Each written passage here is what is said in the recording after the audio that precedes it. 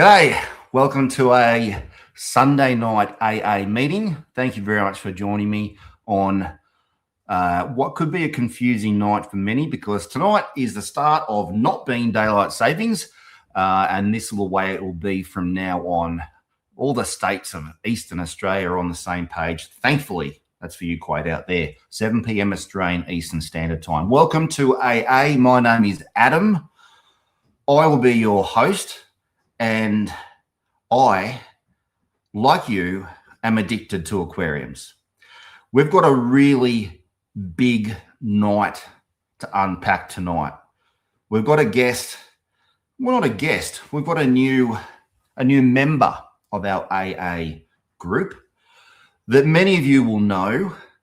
Most of Australia knows as the best true blue Aussie YouTuber that we've got. And we've got a lot to go through in not only his personal display tanks, but also his fish room and his fish room build. But before we bring him from backstage and introduce him, let's just say g'day and see who's joining us in tonight's meeting. Now I had Dingo Dave. How are you, buddy? I was a bit confused about your fish orange white eyes. I don't get the emoji, but welcome to AA. Praddy, as always, g'day mate, good to see you. Ravencore, all the way from the other side of the world. Happy to have you here, mate, to unpack that addiction of yours. Daniel Witcher, ready to go. Tonight's a big freshwater night, but I've got a little bit of saltwater for some of you guys at the start. And not only that, we've got some plywood monster fish stuff going on too with our special guest. Quilly's Reef 13. G'day, mate. You might be a new one for us. Good to have you here. Welcome. This is a safe place. We've got the Ginger Ninja in town. You are an aquarium addict, buddy. And goodbye all, Stephen Campy. Mate, you're missing out on some plywood aquarium. Quite a lot of plywood aquarium unpacking, mate, but I know it's going to be an early night for you, mate. So thanks for saying g'day. We've also got Jacob Benton, who I also believe might be new to our meeting. G'day, mate. Welcome. You're going to get plenty of updates in Gils Fish Room build tonight, mate. And we've got Gary Pym. G'day, Gary. And I believe we also have John with the pale ale. How you going, buddy? Welcome to our AA. All right. Now, because tonight is going to be primarily focused around freshwater, but also some big fish room build stuff and some big tank plywood builds, I will just tempt you guys at the start with a little bit of saltwater. So Neil, who's a member of our group, as you remember from Aquariums Anonymous #1, he went on a tour of the Monsoon Aquatics coral farm in Bundaberg, and he sent me down a little bit of footage that I'd like to play for you guys now. So this will whet your appetite should you be into corals. So just to get started, let me get rid. I'm just going to pause that, boys, so I can hide the current comment. There you go. So what the Monsoon Aquatics farm does is allow the public in to have tours of their facility.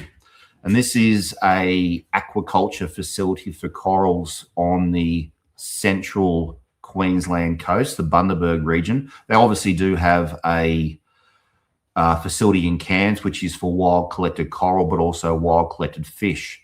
But there was something here that I was really interested about, and I think many of you would be also, because of the little bit of invention, a little bit of ingenuity that goes about it.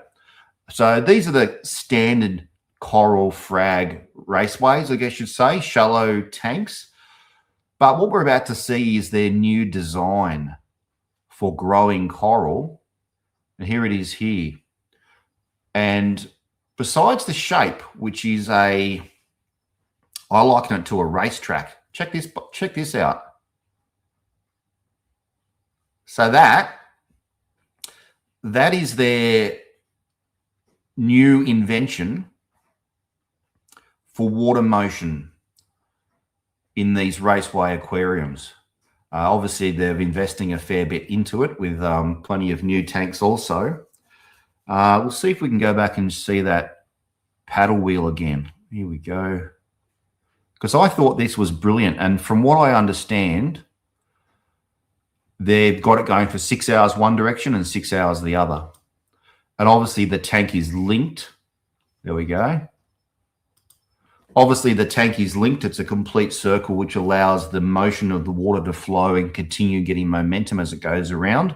And then the paddle wheel will reverse and allow flow in the other direction there. So I thought that was pretty cool. And I'd like to say thank you to Neil for sending that down.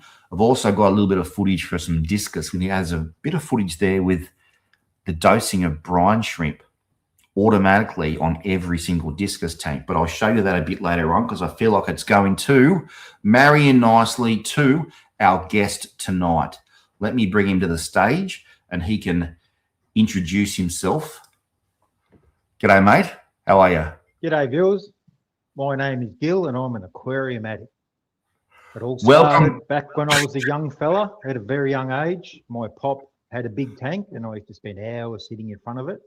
Yes, and mate. I got my very own first aquarium. I think I was 10.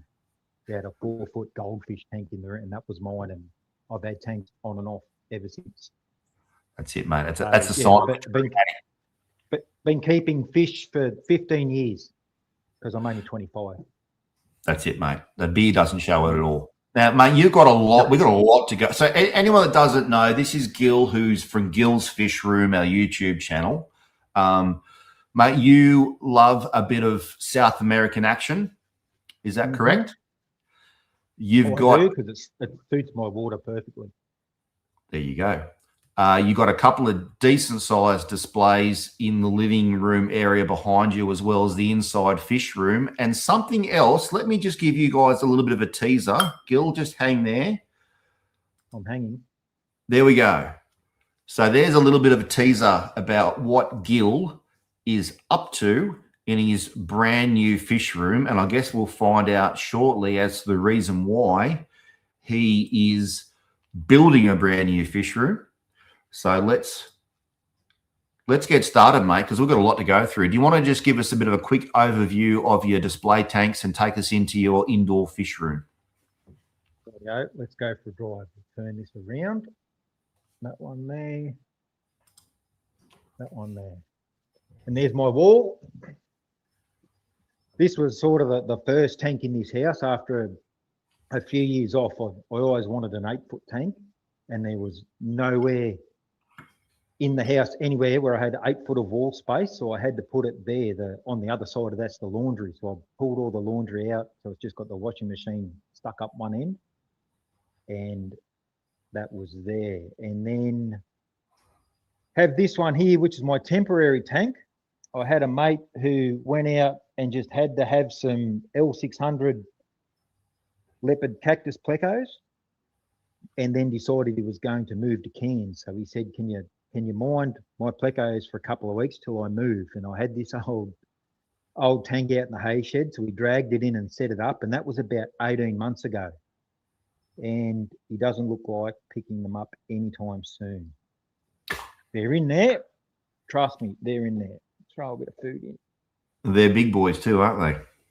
Or girls? A couple, yeah. No, there's a few of each, but I think for probably the first 6 or 8 months, I didn't even know if they were still alive. I knew one of them was alive because the log he lived in, his tail would stick out, and that's all I would ever see. And then occasionally I'd see one, then I'd see another one, and then you'd see 2 or 3, and then now quite often you see all 5. And during the day, there's one big old fella, and he sits right there like a dog, and he just eyeballs me as I get home, and he just looks at me and say, "Where's my food? You know, come on, feed me." But well, hopefully by the time we finish with your inside fish room, they'll be out. they might be out with that food, mate. Oh, you okay. Yeah. Not much of a pleco guy myself, but with those orange sort of elongated fins, they are quite pretty.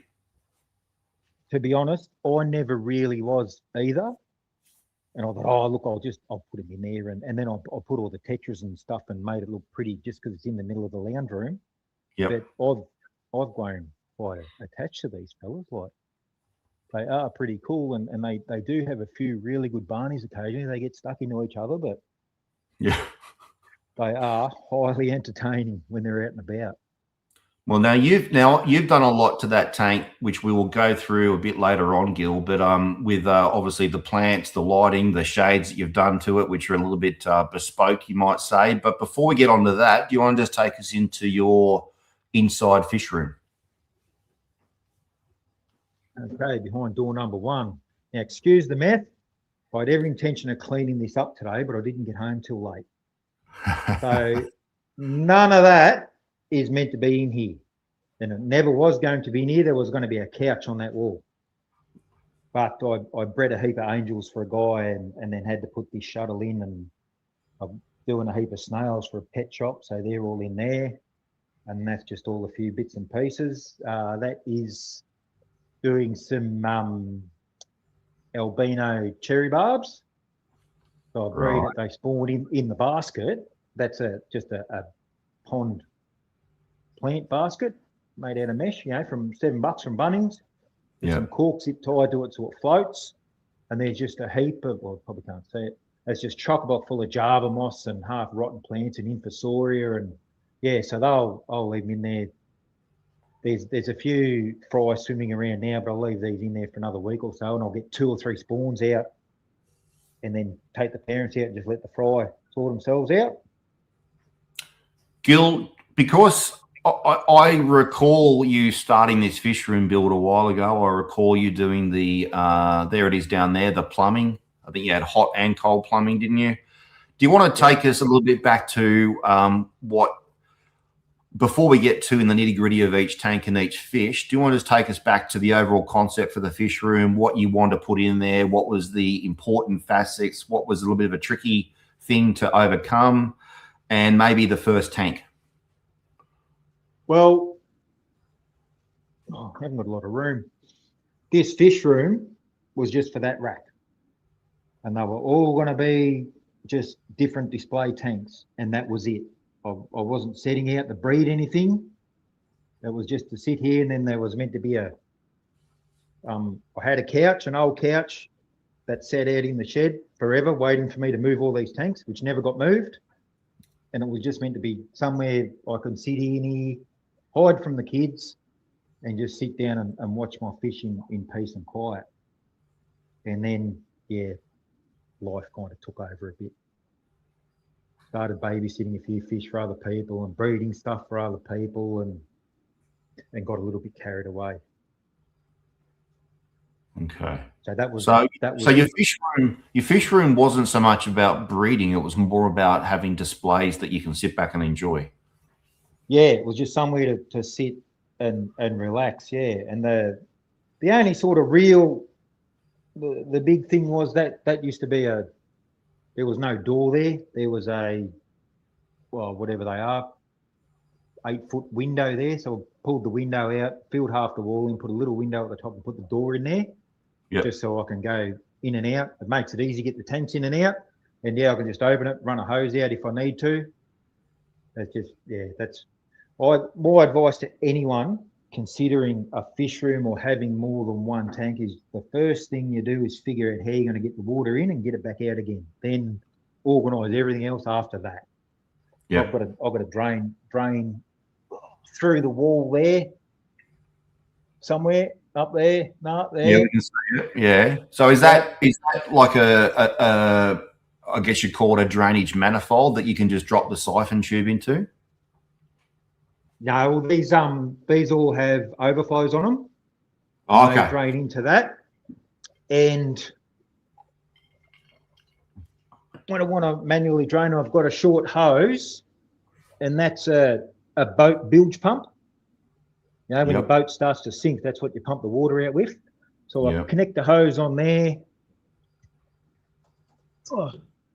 On the other end of the hose, that's a bit of PVC I've bent up. Put a hose fitting on the end. Yeah, plug the hose into there and then pump it, and that starts the siphon. And that's how, and then I can drain all these tanks down to halfway. That's if you want. Or, So normally you just got fresh water coming in and it's overflowing out the back. yeah, either. Yeah. Yep. Mate, there's a question here. We're talking about water. Where are we? We've got a question here from Jacob Benton 5490, who says that it looks really dry where Gilly's based. He's obviously a viewer of your channel and he's seen your escapades outside. How does he go with water usage? I've got two, I think they're 22,500 litre rainwater tanks. So I generally use rainwater when I'm changing water, but like that little pond over there with the growouts and stuff, I'm on channel water, and yeah, I can use as much as I've got 5 megs. I've got irrigation water, so it's just water straight out of the river. So it's a little bit murky, a little bit silty. It's generally not too bad though.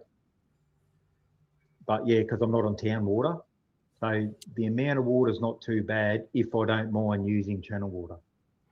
Do you have to run through a filter? No, I probably should, but I don't. Yeah, okay. Daniel Witcher. Sorry, mate. Yeah, sorry. There's a coarse filter because it runs into a couple of house tanks, and I'll pump out of those. Yep. So there's like a strainer where it comes in off the main pipeline that runs past the front of the block, but there's no fine filter or anything. Yeah. Daniel Witcher 3599 makes a comment here. He's obviously seen duckweed over in one of your over on the messy side of the shed, Gil. He says, how do you keep the duckweed out of the other? I swear that stuff can teleport. Well, it can, and this one didn't have any in it for this didn't have any in it for at least 12 months. And then just, I think a mystery snail got out and then crawled up and went in it and must have had a bit on its back. But what I can do, because these have got an overflow on them, you turn the water on full noise and you stir it right up and you can wash a lot of it out the overflow. Oh, yeah. I've got plenty of little bag of tricks here. I went to the cheapest chips shop, and this is like a little fryer thing. Looks like for your dim sims, mate. That's what it looks like, and it's very small, and it's really good for duckweed or just small nets.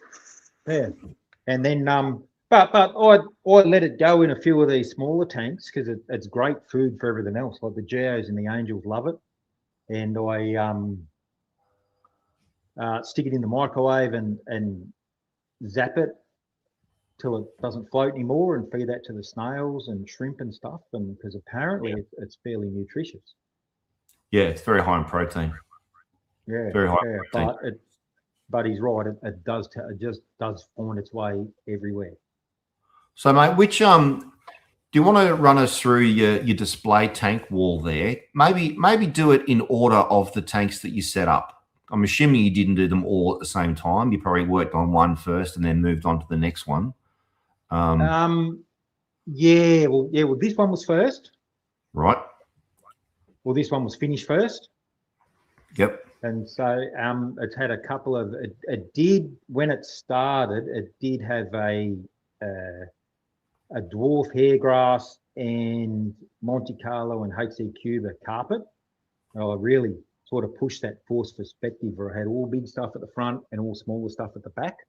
Yeah. Kind of, there was like a dip here, and that had the HC Cuba at the back and the Monte Carlo at the front. The rest was all hairgrass. But then when it all rolled up in one big mat, I thought, oh, that's just a pain in the ass. So I didn't worry about it anymore. And then that Cameroon moss that's all over the trees just took over, and every couple of weeks I just stick the arm in there and I pull out about an ice cream container full. Yep. But it's looking a little bit ratty at the moment because the CO2 ran out a couple of weeks ago, and because I'm sort of going to pull everything down and move it anyway, I didn't worry about getting it regassed.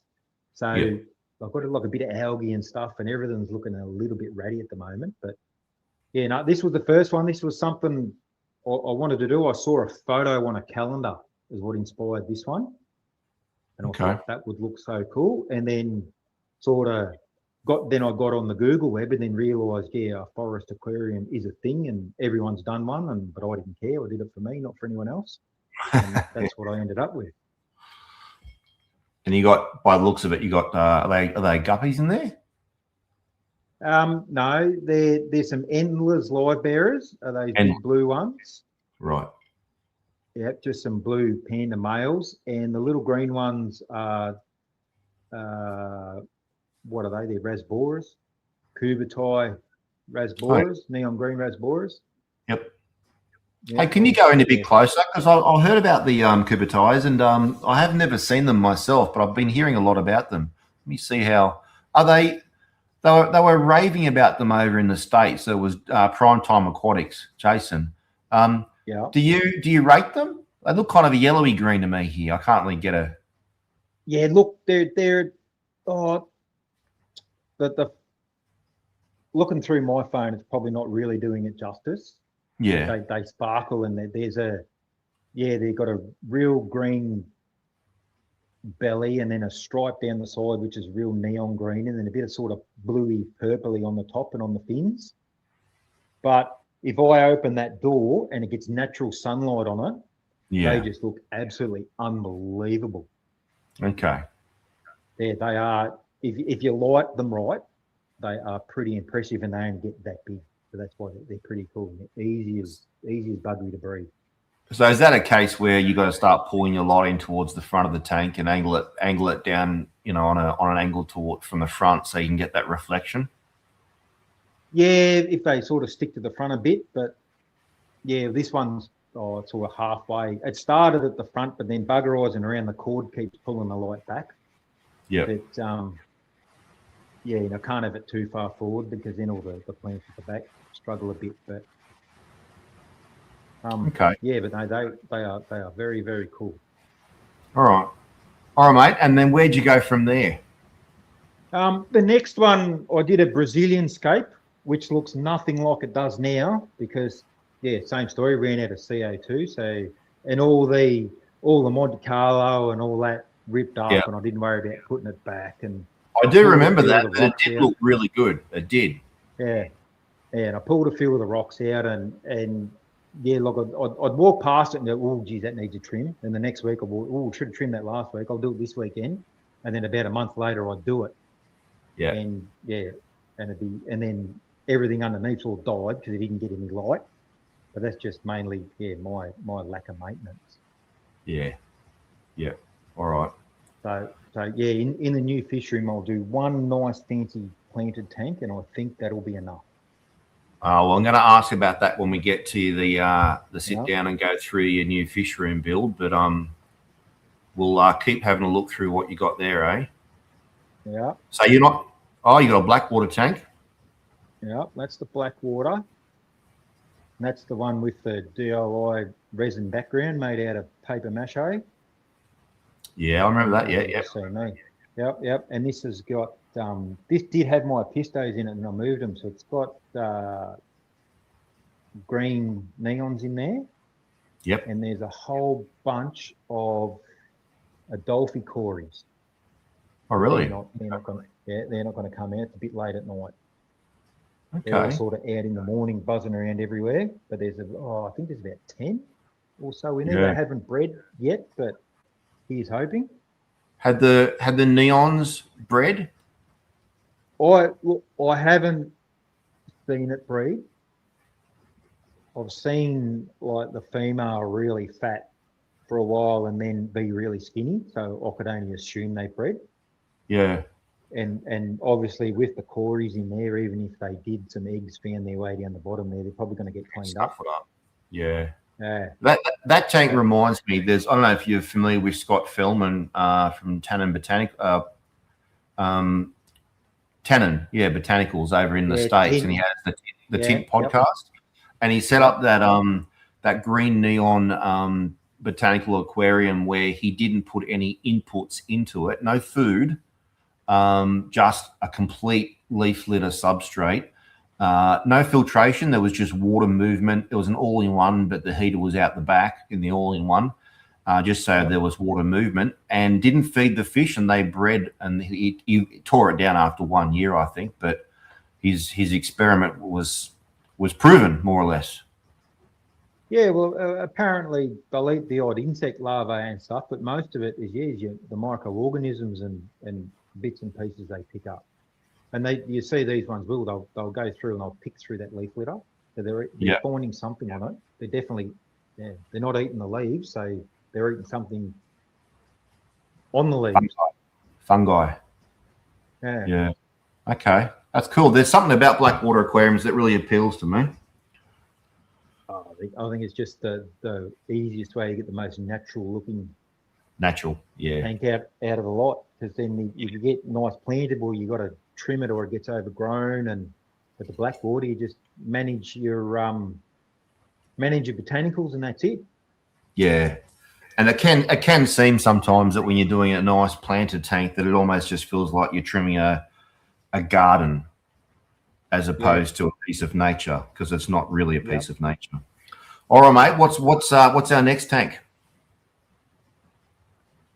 That one there. This was got an undergravel filter in it full of kitty litter. It was an anoxic filtration experiment, and then now it houses my trio of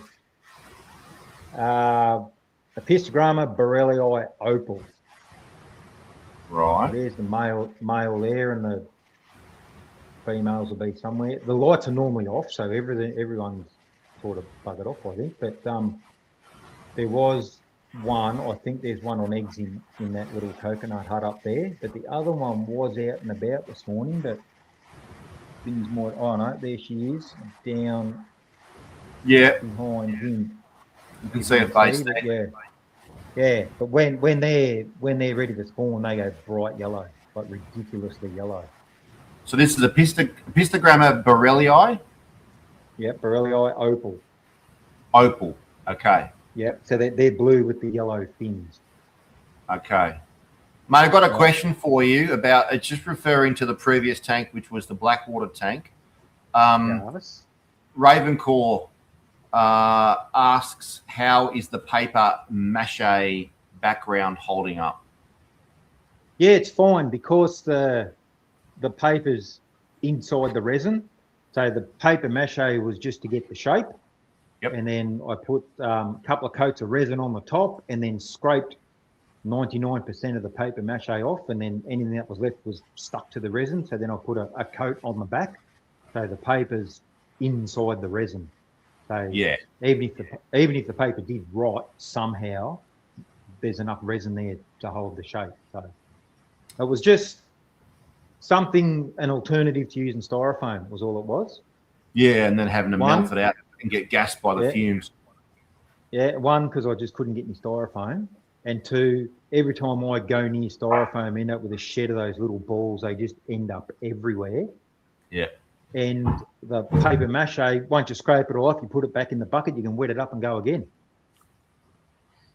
I just found it a lot cheaper, and it was just something I thought of and I tried, and it worked, and it's still going pretty good. Did you think that idea up yourself, mate, or did you steal it from someone? Like you, I watched the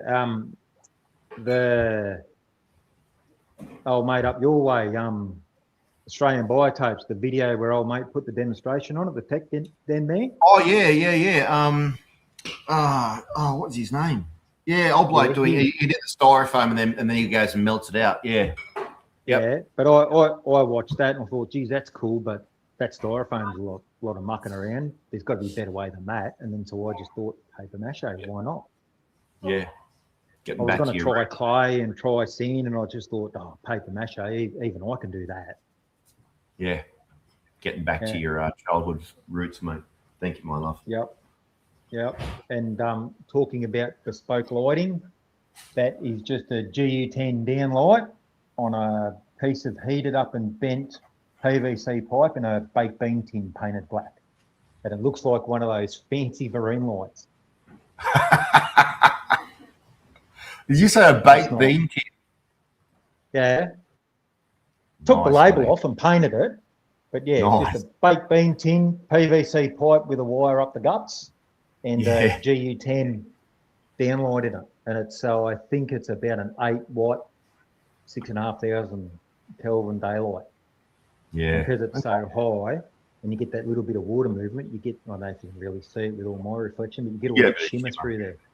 Yeah. And the good part about Blackwater aquariums is that sometimes when you skimp on lighting and you try and use hardware style lighting, like I use those high bay UFO style LED lights, but they give that slight, even if you can choose a 6,500 Kelvin, they can still give that slight yellow tone, especially as you get tannins developing. But of course, in a Blackwater tank, that's exactly what you want anyway, so you can get away with it. Yeah, and that's like that catfish tank out in the lounge room. It's the same. It with those downlights on, it looks a lot more yellow than what it does with the. I've got a halogen. No, it's LED, like an LED floodlight on top for the plants during the day, and the tank it's a different shade. It's less brown. It's more white. Yeah. Okay. All right, mate. So we're done the epistogram. Okay, righto. What do we got here? What size? This one's 4 by 2 by 1.5. It's 4 by 18 by 18. Right. And that's 4 by 18 by 18, and they're all 2 by 18 by 18. Right. And this one's never had anything to do with its breed. It's just used for breeding stuff and holding stuff and growing out stuff. And at the moment, I've got a couple of little cories and a bristlenose in there somewhere, and that's it at the moment. So not really much to talk about that. Okay. Yeah. Okay. All right. That's good. And that's just a few. I'm trying to breed some more ember tetras in that one. This is it's a 3-foot tank with a couple of glass panels put in between that divide it up. Yep. And that one in the middle there is where I'll breed the neon green rasboras. And that one has some chili rasboras in it that have not bred as yet, but they're still only little. Hang on, I spotted something very fancy, mate. This is a Gils special up there on the tank. Nah, other side. Piece of cutlery. Look at that. That's my it's a snail trap. Oh, it's a trap. I thought maybe you were feeding them the zucchini.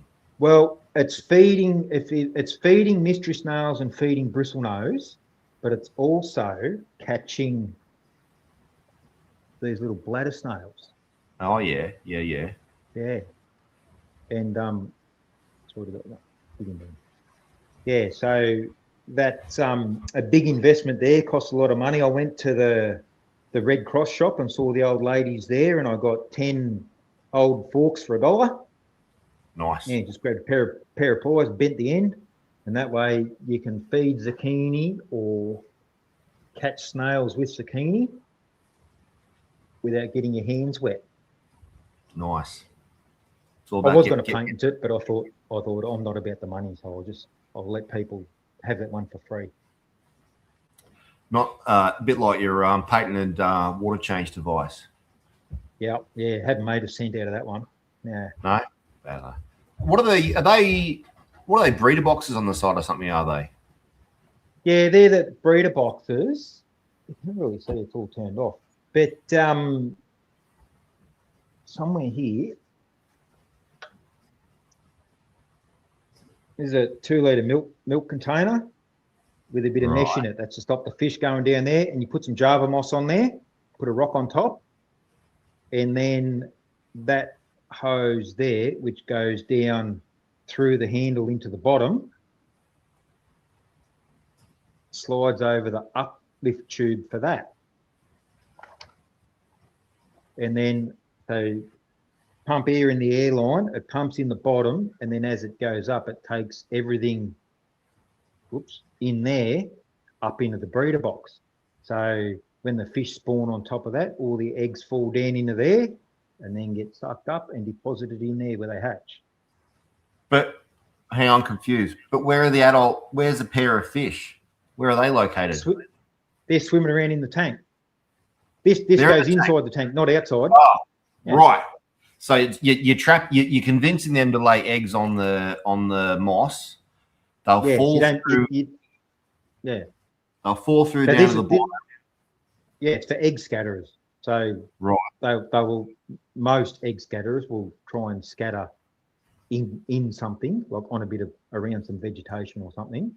So if the tank is devoid of everything and there's a big clump of moss on top of this, they'll get in, they'll spawn all in that moss, or Java fern's another really good one that I like to use because it doesn't seem to go everywhere. Yeah, and then the eggs will fall through that mesh down into there, and then because we feed air into the uplift tube. Gotcha. And so the eggs get put back up into that top. Okay. Yep. And the eggs sink down to the bottom in there, do they? Yeah, and that's just full of Java moss and stuff. Okay. And you end up with little babies in there. So it's an automatic egg/fry collection device. Yeah. Love it. I didn't invent it, but mate, you don't say that. You just you take all the praise. No. Oh well, I'm the one that recycled a milk carton. Other people use like takeaway containers and stuff, or Tupperware, but I thought no, milk carton. Have you got a extremely smart way of fixing that milk carton inside the aquarium, or are you just using a good old peg? No,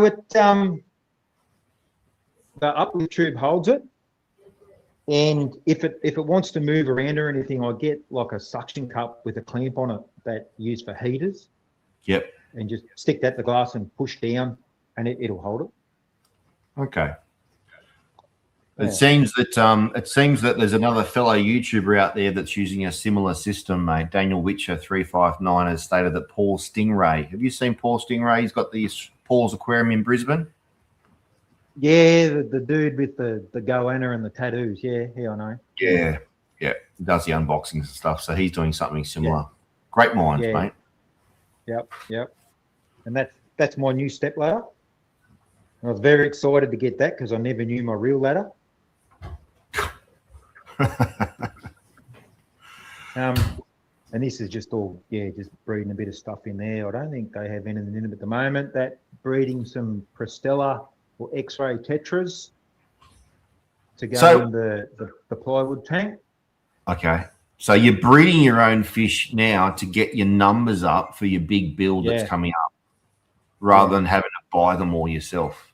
When you go, okay, I want to put some X-ray tetras in there, do you go and buy, half a dozen pairs, or what do you start with to get the numbers up? Oh yeah, I just sort of get 6 or 8. Yep. Chuck them in there, because normally if you go to a shop or something, they're fairly juvenile anyway, so you need to grow them out. So I just put them in there, forget about them. I've done a heap of red eye tetras as well, and there's some of the grow outs of the red eyes. So if you start with, just for context, because funnily enough, I'm thinking about setting up a big freshwater display with Indian barbs, mascara barbs, Denison barbs. Denison barbs are going to be tricky. But just for context, if you wanted to get with your tetras, say, a couple of hundred for that big build, how long from buying half a dozen pairs to getting those fish up to size? Are we talking about it like a year or less? Well, I don't know with tetras because I haven't. I've sort of got them there, and I just feed them, change the water, and I'm not really on top of it. But I did a heap of the albino cherry barbs, and I did 2 spawns in the one tank and ended up with about 300 or 400. Yeah, and they grew out 4 or 5 weeks. They were a decent size, but a couple of months they were. Is that all? A couple of months? Wow. And was that using your patented egg collection device? No, that was the basket one. Oh, the basket. So the eggs just fall through the bottom. Yeah. And the trick is, it's full of like Java moss and just plants that are sort of struggling. Yeah. So some are growing, some are dying. So it's going to be full of infusoria and little bits and pieces of microorganisms. So I don't feed them until they're big enough to be able to see them without glasses on. So I don't feed them for the first few weeks. I'm assuming that a point comes in time when you pull that basket with the adults out, stick them somewhere else so the fry don't swim through and get eaten. Yeah. Well, the females go back in there and the male will go back in there. Yeah. Ideally, like a trick with these ones, if you can, you put them, you'd put the females in that basket, and then if you had like a slightly bigger tank, you put the male outside for a day, and then it just brings them on. And as soon as you put, like I've put him in, and I've got to say within 15 minutes they're spawning. So what, you reckon that's the sunlight, the UV? No, they just what makes the male, what makes him horny from being outside? No, outside the basket. Oh, so they can see each other, but they can't touch each other. They do it with sheep. They put the rams in the yards next to the ewes for a day. He's getting blue balls. That's what it is. Yeah. Ravencore asked, "What's been the hardest fish for you to breed so far, Gil?" I don't know. Well, probably the green rats, the green neons, just 'cause I haven't bred them. I think everything else I've got, and the L number plecos, but everything else I've got has bred, whether I've wanted it that was dedicated breeding or not. Yeah. But they're the only tetras I've got that I haven't got fry off, I think. I've been told that once, been told, heard, whatever, that once you're looking at getting a step up from obviously live bearers first, and then fish such as white mountain clouds and danios, you want to jump up into other egg scatterers, that the cherry barb is the way to go. Would you say that's a good option? Oh, well, yeah, well, that's what these are. And they're just so easy to breed. As long as the females have got a big belly on them, they're ready to go. Yep. And like I said, I made a video showing how I do this, and when I made it, I put him in and went and got the camera and set the tripod up, then looked over and they were already into it. Yeah. Okay. Yeah, it took 15 minutes, and just put two females, one male, and they go. But when I put these in last week, I think, and they went, I think they were into it within the first hour at least. And and I saw some little fry getting around the bottom there yesterday. So I thought I'll just leave them in for a little bit longer. Just to be perfectly honest, I just haven't got around to taking them out. But I thought I'll leave them in for a bit. Like, sort of, if I can get 2 or 3 spawns, and then that way you end up with a few hundred fry in one go, and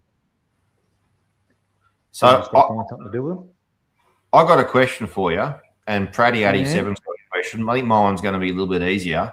Are you're breeding these fish you got some people that want some cherry barbs or whatever, so you're breeding some for them, and you're breeding some for your large display tanks. Are you selling any or trading any to the aquarium stores? Well, I have. I've got a bit of a relationship with a couple of fish shops in Adelaide, and also a distributor, because I sold him a few hundred angels there a while ago, and he said anything I breed, just ring him and he'll take it. And that's why I've got several hundred mystery snails on the go, because they're to go to a shop in Adelaide. And next time those apistogramma go, I'll pull them out, because he took a heap of them and he wants some more because he said they were very good quality. Because they're not So you're getting cash or you're getting store credit? It depends. They give me cash, but generally I walk out with fish, not cash. Yep. I think, but last time I went somewhere, I think it took about, I think it was about almost $400 worth of fish that they handed me nearly $400, and I walked out with about 20 and 3 bags. Yeah. So, yeah. Mate, I got another question from Pratty87. What's your dream fish? My dream fish. Yep. I really want to get some Vahea argentea. No idea what that is. If I was good enough on StreamYard, I'd look it up on Google and put it on the screen. I think they call it like a white cichlid, or I think the name sort of changed. It's a Central American. It's white with black on it. And are they not in Australia? They are. They were relatively rare, but one of the online shops up in Queensland has got them, and they've got them. It's like, I can't think which one it is now because they all start with A, don't they? And they've got some in a display tank, and I reckon they had them. And I also saw some down at Coburg in Melbourne a couple of years ago, but that'll be a Central American biotope with probably just them in it, and when I do that. I've got a few more questions here. There's a few to unlock here with Hookstagram, who's asking about a bit of stuff in regards to hybridization and whatnot. Paul S. That might be Paul Stingray. Vahea argentea cichlid. Is that right? The silver cichlid? Is that it? Is that what it's called? Yeah. It used to be the argentea or argentius or Mascahiros or something. Yeah, it could be. It got changed, I think. Right. Yeah. Okay. Now, no, that's not Mr. Stingray. Okay, sorry, Paul. Mate, we might answer Hookstagram's questions when we're out there in the dining area, but I've got one question for you from Tan's Aquariums. This is Tanya, I think. Adelaide, question mark, it pricks her ears up. Can you name the store? I am heading there next Thursday. Are any of your stock there, Gils, so I can support you? What's the store? No, I did have some at a heap of Geos went to Aggies a long time ago, but they're probably gone. They're out at Paraka and Fish Haven. Aggies. And the new owners of Fish Haven, they took the Pistogramma and a heap of, what went there? A bunch of peppermint bristlenose and some snails, like those little peppermint bristlenose. I'm just saying g'day to Shado Man, who's with us from the United States, which means he's up very late.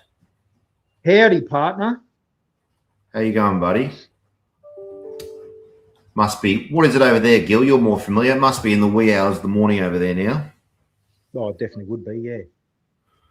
All right, mate. Well, is there anything else that you want to show us in this fish room? What I'm going to ask you when you get outside to that table and we go through your images of what your next fish room build is, I'm going to ask you about what you don't like about what you did and what you are going to change. It's 5:50 a.m. over in the States. What you would change with your new fish room. So before we do that, was there anything left in that fish room inside that was like absolutely genius, down under Aussie ingenuity that you want to share besides that fork? Well, that fork was pretty special. It was, and you haven't shown us your patented water change device yet. Oh, well, I should have sent you the video for that, like the infomercial. There it is. That's my patented water change device. that is it's a washing machine hose bracket. So when you get a washing machine, this is to hold the hose, and your garden hose. Hang on, how am I going to do this? Hold the phone with my mouth like that, and I don't know if you can see that. And it hooks on like so. There you go. And that holds the hose whether you're draining or filling your tank. Yep. Because I once saw a guy in a video and he was using a house brick on top of a 6x2x2 to hold the hose still, and I thought, oh, that can only end one way. But this is the fancy little doohickey manifold here. Right. Each of these tanks have got their own little bunning system tap, and that's hot and cold. So when we turn that on, that there, I don't know, is that focused or not? Yeah. Oh, well, we can see that it's got a temperature reading of 24 degrees, 23.5. Yep. That's a shower thermometer. Didn't know they existed. Well, now you do. And yes, if I want a bit of heat, open up the heat. And so you can basically match the temperature of your water changes by doing that. Why in the world would you need a shower thermometer? So you can tell what temperature the water's going in the fish tank. I don't know why you'd want one in the shower, but some people might. I suppose if you put a kid in there or something, but yeah. That's probably it for all Aussie ingenuity. Can I ask a question about your plumbing down below, mate? Is that stainless steel fittings or is that just chrome? That's just chrome. See, that just blows me because I'm so used to saltwater stuff that would just rust that in about 3 hours. Freshwater's so forgiving. Does chrome give off any oxidization or anything? It doesn't. No? I hope not. I don't think so because everything's still live. Yeah, true. And you're pretty impressed with yourself by using that shower thermometer and the hot and cold. You're going to do that outside in the new fish room too?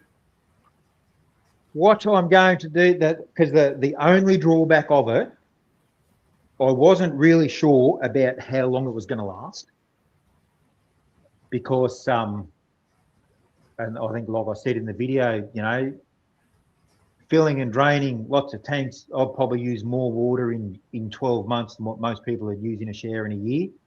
Yep. So, but it's still going. It must be a couple of years old now, and it's only 15 mil, so a bit better than ½ inch. So the flow isn't that good. Right. But I'll be in the outside fish room. Now, here's a bit of a preview for an upcoming video. Okay, we've got a scoop.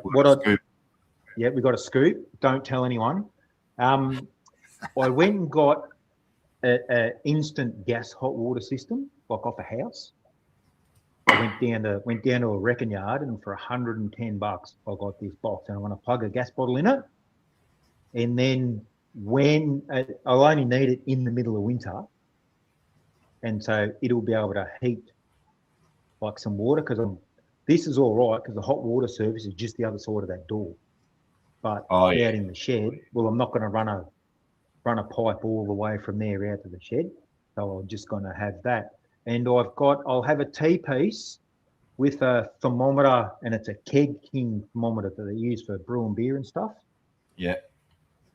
So it'll just be measuring the water as it goes past it, not through it like this one does.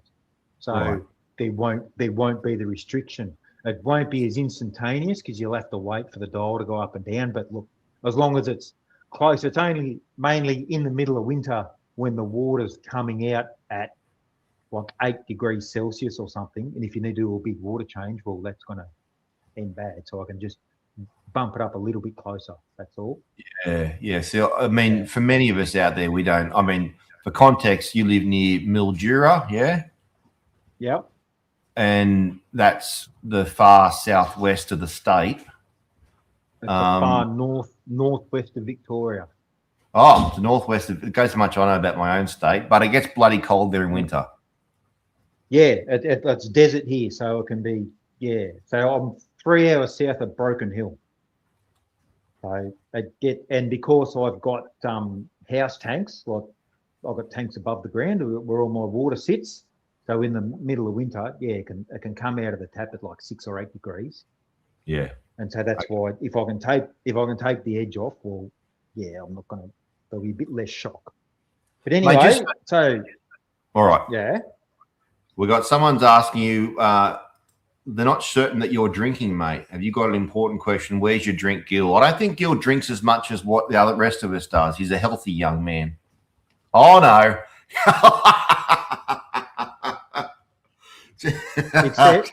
except stupid me. Forgot to fill up the ice cube tray, didn't I? Oh, warm Johnny Walker, mate. Oh no. Yeah, no. I put the glass in the freezer, so that's still pretty cool. And I was having a coffee in my fancy mug. You see that? Holy crap, that's me. Yeah. Where'd that come from? If anyone's interested, they'll be available on my merch store as of tomorrow. Are you making my own merch for me? Eh? I didn't even know. Am I rich yet? Am I rich? Yeah, I don't know. I'll let you know. This is just a prototype, but yeah. All good fish keepers should have one. Right, so am I turning you back around, am I? Yeah, turn us around, mate. I just want to make sure there's no other questions. Guys, guys and girls, if there's anyone out there that's got any questions for Gil in regards to his inside fish room, which, mate, that must be your spare bedroom or office, was it? It was the daughter's bedroom. Right. And then she moved up to the bigger bedroom, and then so I just claimed the little one. Yeah, because it's only a very small room. So yeah, what I'm doing out in the shed, I was originally going to do, and I thought, oh no, look, I'm just going to have the wall with a few tanks, and it'll be inside, and so I won't have to go out the shed, and then halfway through putting that room up, I went the wrong way. I should have gone bigger earlier. But I imagine you spend a fair bit of time out there regardless. Because one thing I've discovered is that, like with my tanks being out in my shed, which was my flower packing shed, and I still do all my flower packing. Sorry, lorikeets going off. Might be a carpet python. I still do my work out there, my packing, and I discovered that really you want to have all your tanks where you spend most of your time. Otherwise, you just don't see them. You just don't go there.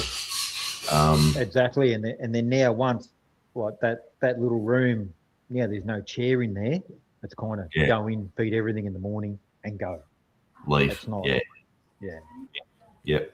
Guys and girls, any questions out there for Gil, put them down now, and I'll start going through them. We're about to go through his new fish room build, which is pretty spectacular, and I'm a bit jealous, to be honest with you, because it's pretty sexy out there with that black wall, don't know yet. We'll go into that.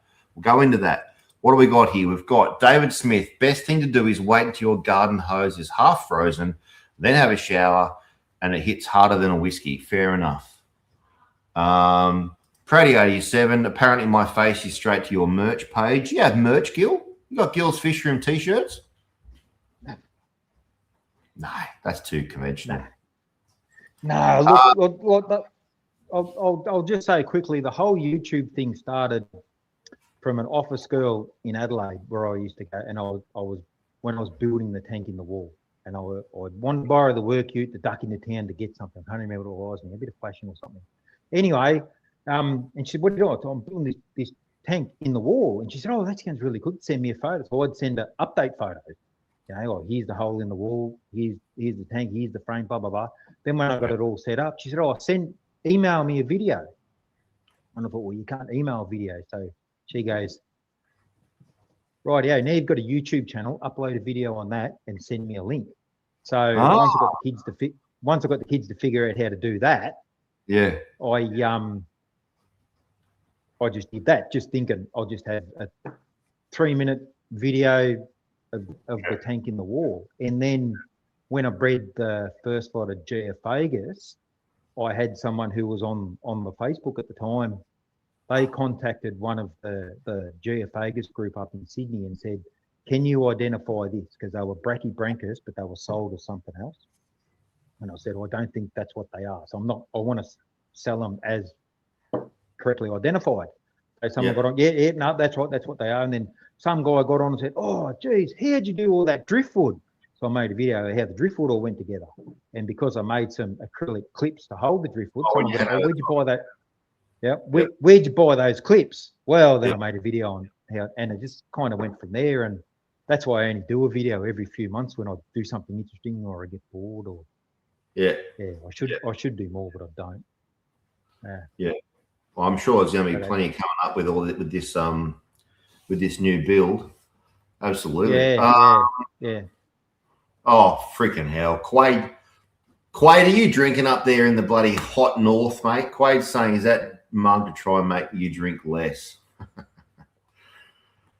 I think he thinks that you're drinking the whiskey from my face, mate. Stephen Campy is looking forward to seeing the new fish room. When's the first video going to be coming up on that, mate? Well, we've seen some videos about when you're setting up the panels, the painting, a bit of the cement work underneath. When's the next video update? Well, we'll get into that after we've shown them what we've got to come with, are we? We'll get to that afterwards. Let's not jump ahead. And I think I saw Ryan. Do I heat the room? I'll heat the room, not the tanks. Except for the one in the wall and the one in the lounge room, but in the fish room, I've got I'll put a split system in so I can heat it and cool it, because in summer here she gets awful hot in this house. So outside you got an aircon in, don't you? Split system aircon inside there. Yep. 8 kilowatt. Yep. Okay. Well, should we go through some of the photos that you supplied me? Mm-hmm. Actually, maybe we'll start with that video where you're bringing in the welded stand. Yeah. And people can get a bit of an idea about what you got a fair size display tank to build, or you're in the process of building, and then you're going to be decking out the rest of the fish room, I guess, around the sides of that display tank and the fish room. It's a pretty sexy fish room. So how about what we do is we'll set up that, I'll put up that video. Yeah. Turn up some volume.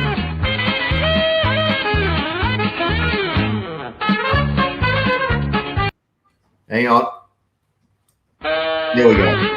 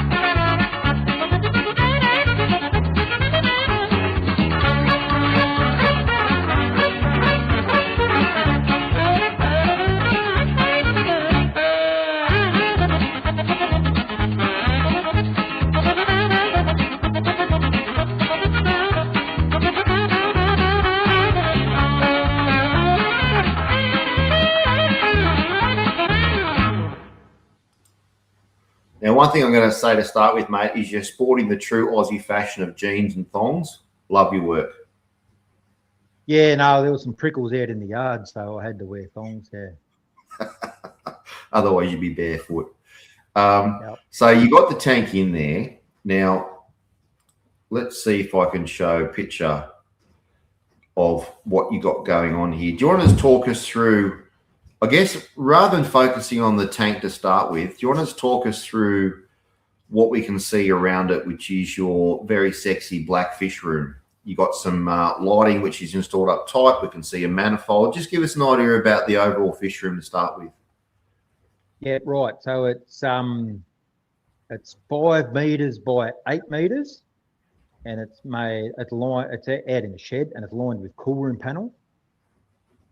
Originally, it wasn't going to be quite so big, and then once I measured it, then I measured a couple of big tanks I've got to go in, then realised, no, that's not even going to fit. So I went and got another roof panel and 2 more wall panels and extended it a little bit further.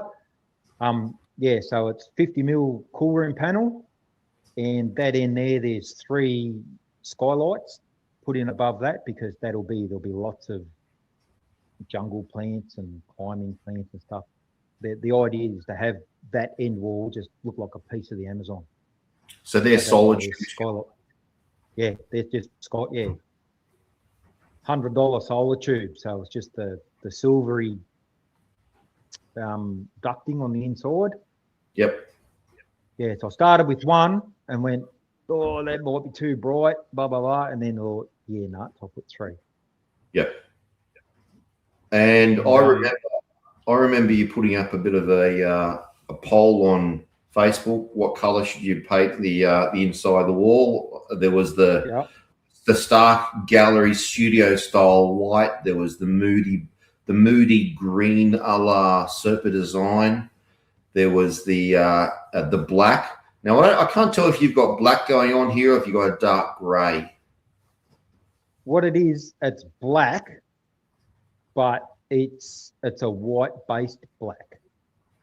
So it's like a matte. It's in between a matte black and a low sheen black. Because I went and saw the girl at the paint shop and said, "Look, this is what I'm building. This is what I want to do." Then she asked me 100 questions about what kind of fish I got and what I'm doing. Blah blah blah blah blah blah blah. Said, "Oh yeah, no, I reckon this paint will be the way to go." Yeah, because I didn't want I didn't want any shine on the wall, but I didn't want it matte black. Yep. So this is what we ended up with, and it's all right, but it marks really easy. If you stand too close to it, you somehow leave a mark on the wall. But really, I thought that's the whole idea of having a matte, is that it doesn't show the marks, hence the ceiling. I thought that's the whole concept. But it's not matte. Yeah. Okay. All right. Yeah. So it's a little bit. Yeah. It reflects. It's going to reflect a little bit more light than a matte would, because matte is. It's like a chalkboard. It's too dark. But this is all right. So the air loop around the top just hasn't been finished, but it'll be painted black. And I'm assuming that's just your closed loop manifold for your tanks that will go on the left and the right of the walls there, is it? Yeah. That's just hang the air lines will all come down from that. Yep. So you're going to walk in and there's your big feature tank, but down the sides, are you going to have breeding tanks here, Gil, on each side, or are you going to have display smaller tanks? What's the plan? Well, looking at that there now, on your right hand side, that rack we just looked at will go there. Yep. And then on the left hand side, I have a 7 by 2.5 by 2.5 and an 8 by 2.5 by 2.5 that I've got cheap, and that both need resealing, and they will go on the left. And the back, and if you turn 180 degrees, I haven't decided with that wall yet. Okay. Geez, they're big tanks. They're the ones I would have seen you lying inside of on a forklift. Is that right?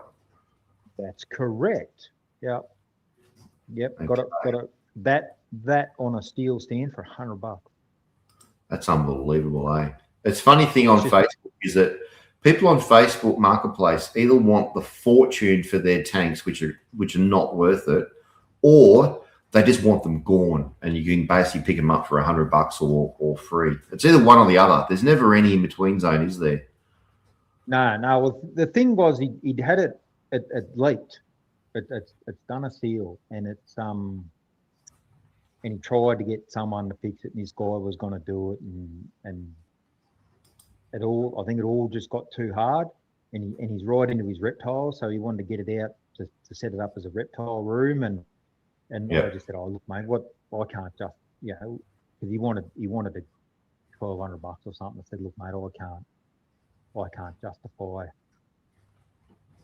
what it's going to cost me in silicon and time and mucking around, and I don't really need. Oh, look, just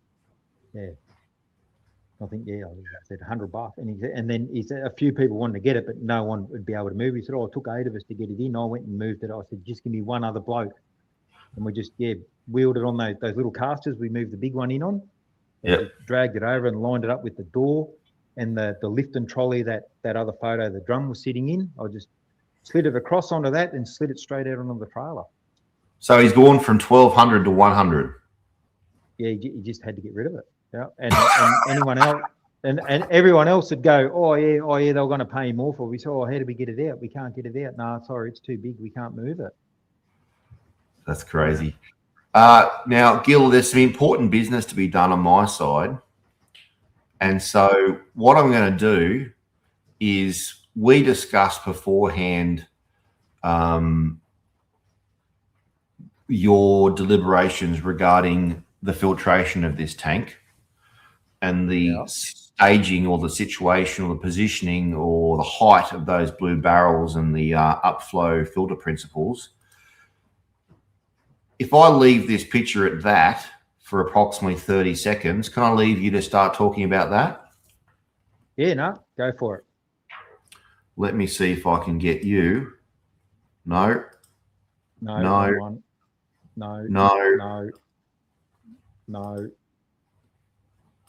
How about I just do that? That'll do. And we can all look at the picture. Righto. So now that Adam's gone, we can all talk about him. How good's that? Right, now, so the idea is I'm thinking about using 2 drums on either side of that big tank, and they're going to be bog filters like you use for a pond. So the idea is the water will come up from the bottom, and there'll be a void, like a settling area, and it'll go through bigger rocks, medium rocks, small rocks, and then have plants in the top. And I'm thinking 4, so then I don't have to have a massive amount of flow go through them. But my question for the viewers is, do I mount it like that and then have the return come in through the side of the tank at the top, or do I lift it up and have the return coming up over the top like that? How's that, mate? Was that seamless or what? Yeah, no, you're all over it. I know, mate. That's over the top. You're all over it. Yep. And so going over the top is going to be better if something goes pear-shaped and I have to pull it out for some reason. But then having it going in underneath, if you ever wanted to, you could pump out of that drum. You could put the pump in the drum and pump back into the tank and then have that as the overflow. But I can't really see that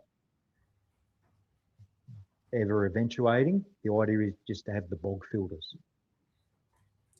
So I'm not sure what I'm going to do. I'll have to think about it.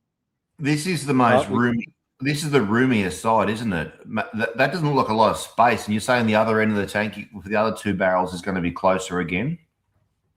Yep. Yeah. So one side, there's a 6-foot gap, which is the width of that rack. And then the other side, it's, closer to 900 for the wider tanks. But once they're in there, that's it. All you'll ever have to do is lean over the top to prune some plants, or if you want to back flush it, just stand up there and put a hose in it. Yeah. Tanya's saying over the top, easy to adjust, change of mind options. My thought is that with my big tank, I absolutely love having all that space behind where the sump is, and I can just have a walkway completely there.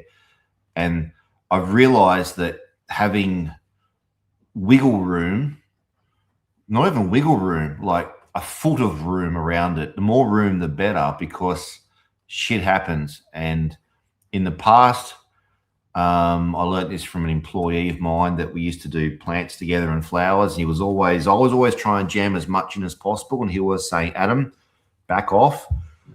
Less is more. You'll get more production and it'll be happier for you if you space things out.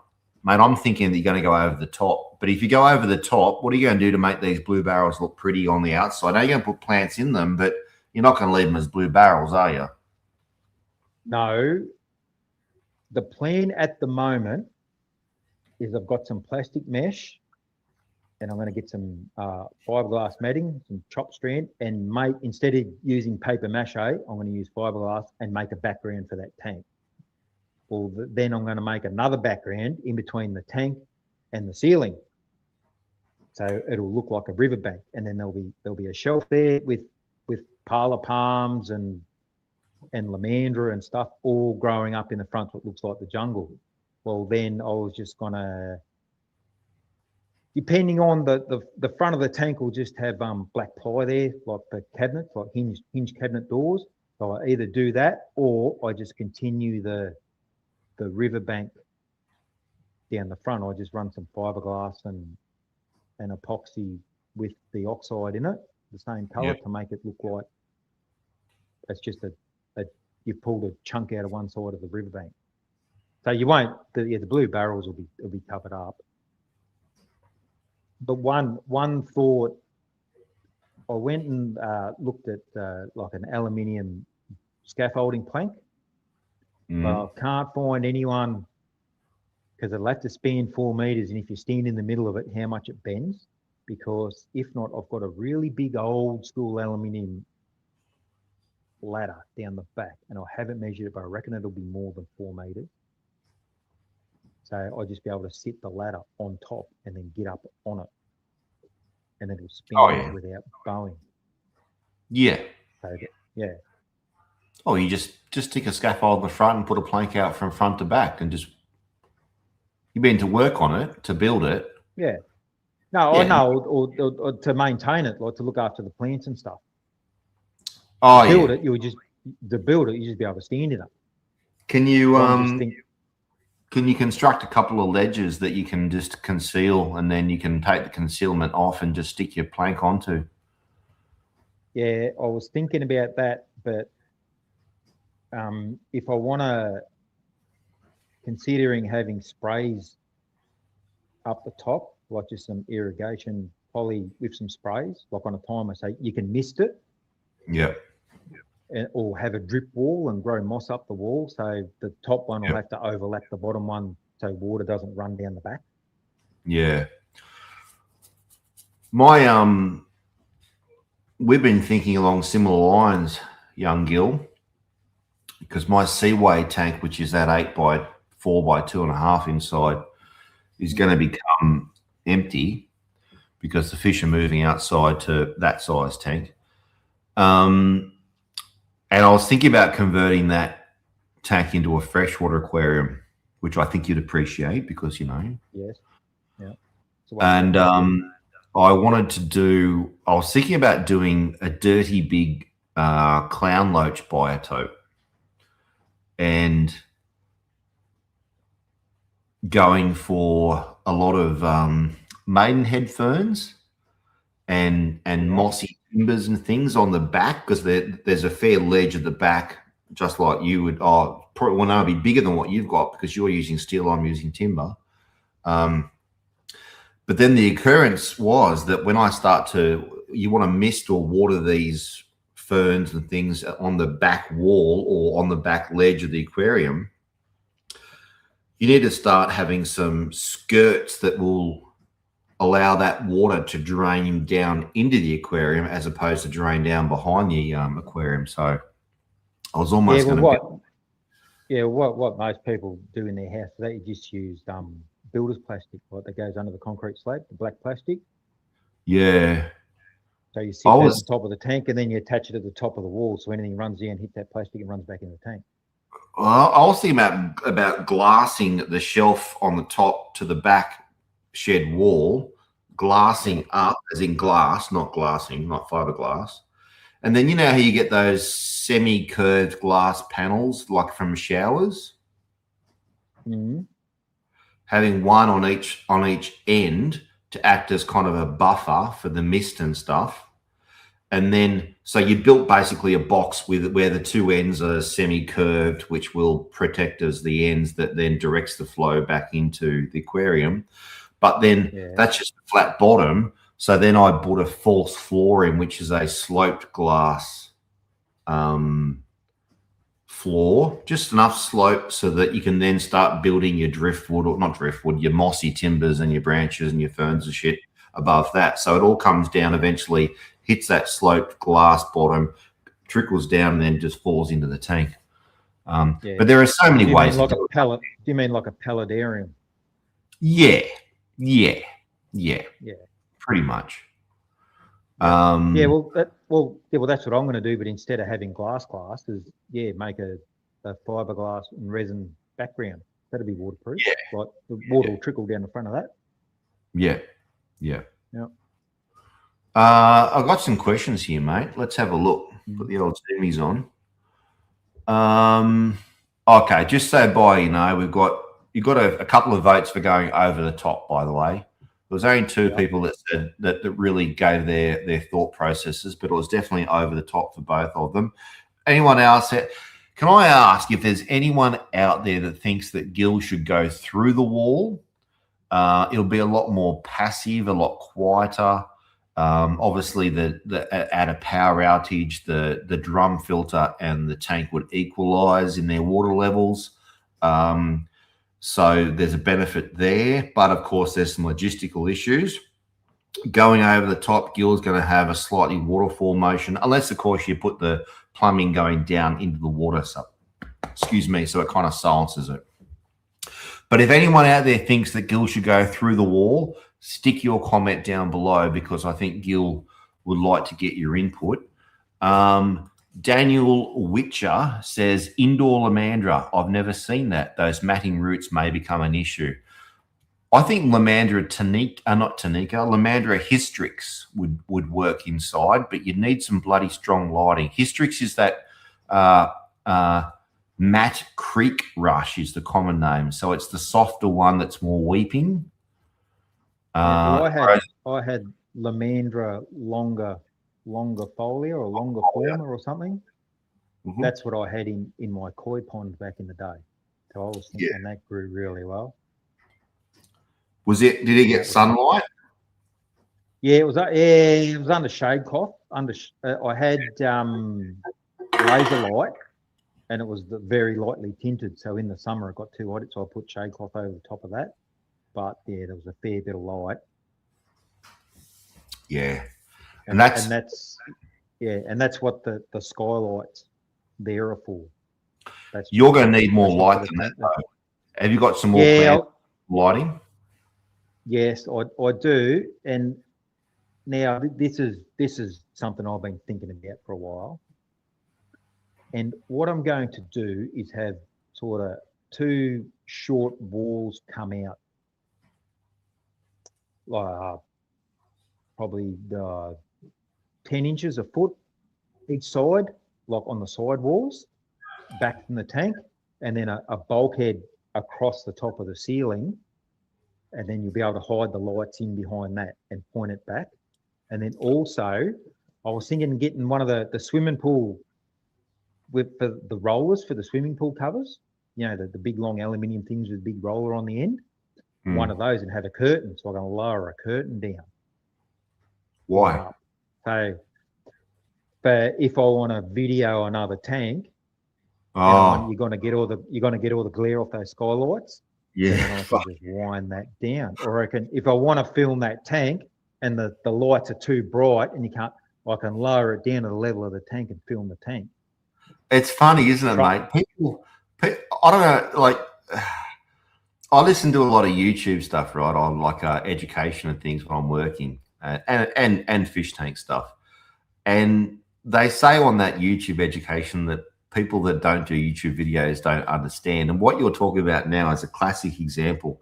There's been so many times when I've gone to try and film like that Mangrove Jack video, and all you see is the reflection of the freaking blue lights from the tank over there.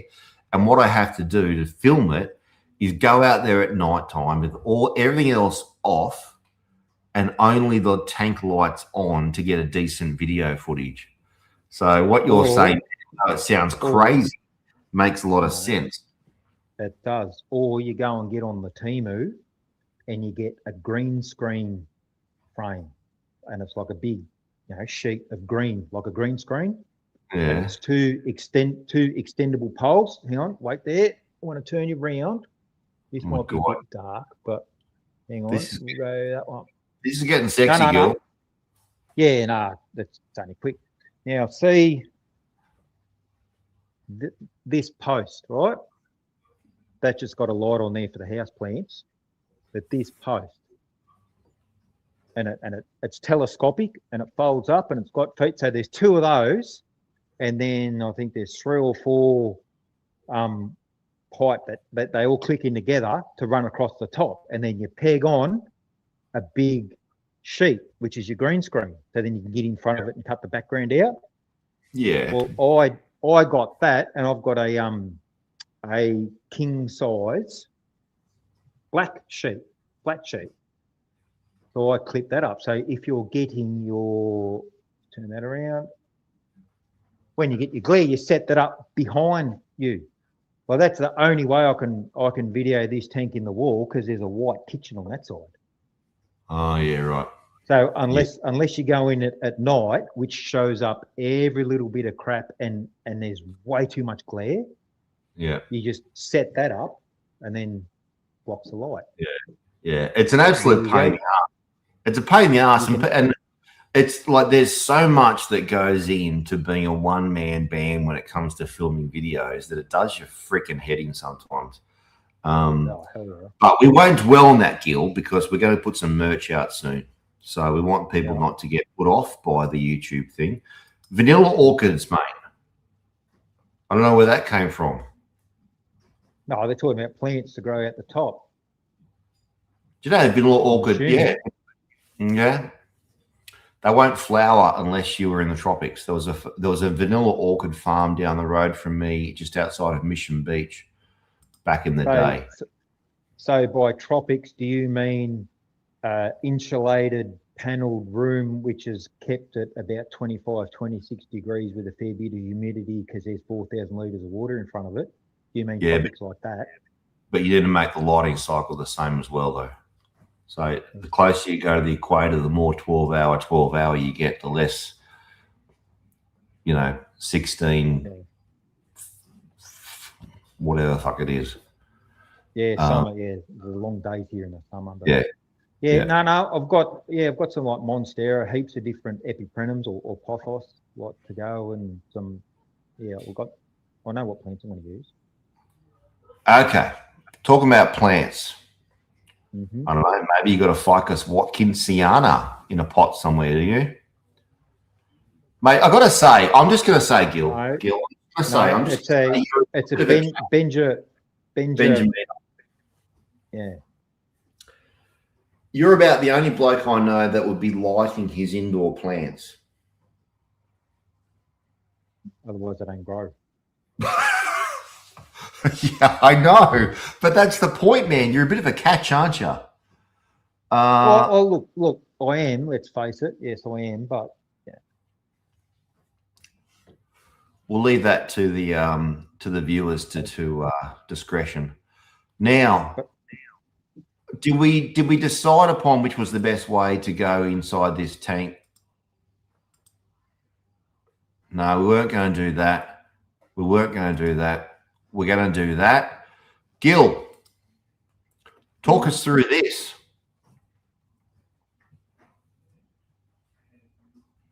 What's going on there? This is what we're after. Right, now that stand, I poured a floor leveling slab because the shed slopes about 30 mil from one side to the other, and it's not the flattest slab. So I boxed up where the tank was going to go, and I put about 3 bags of the Ardent floor leveler, which is what you use on a floor before you tile or lino or anything like that. They use it in bathrooms to level it and like shower bases, because it's essentially a concrete slurry that finds its own level, and it sets hard shit. But anyway, when the stand turned up, there was still a fair bit of difference between the legs. So we got it there. I had one leg sitting on the ground.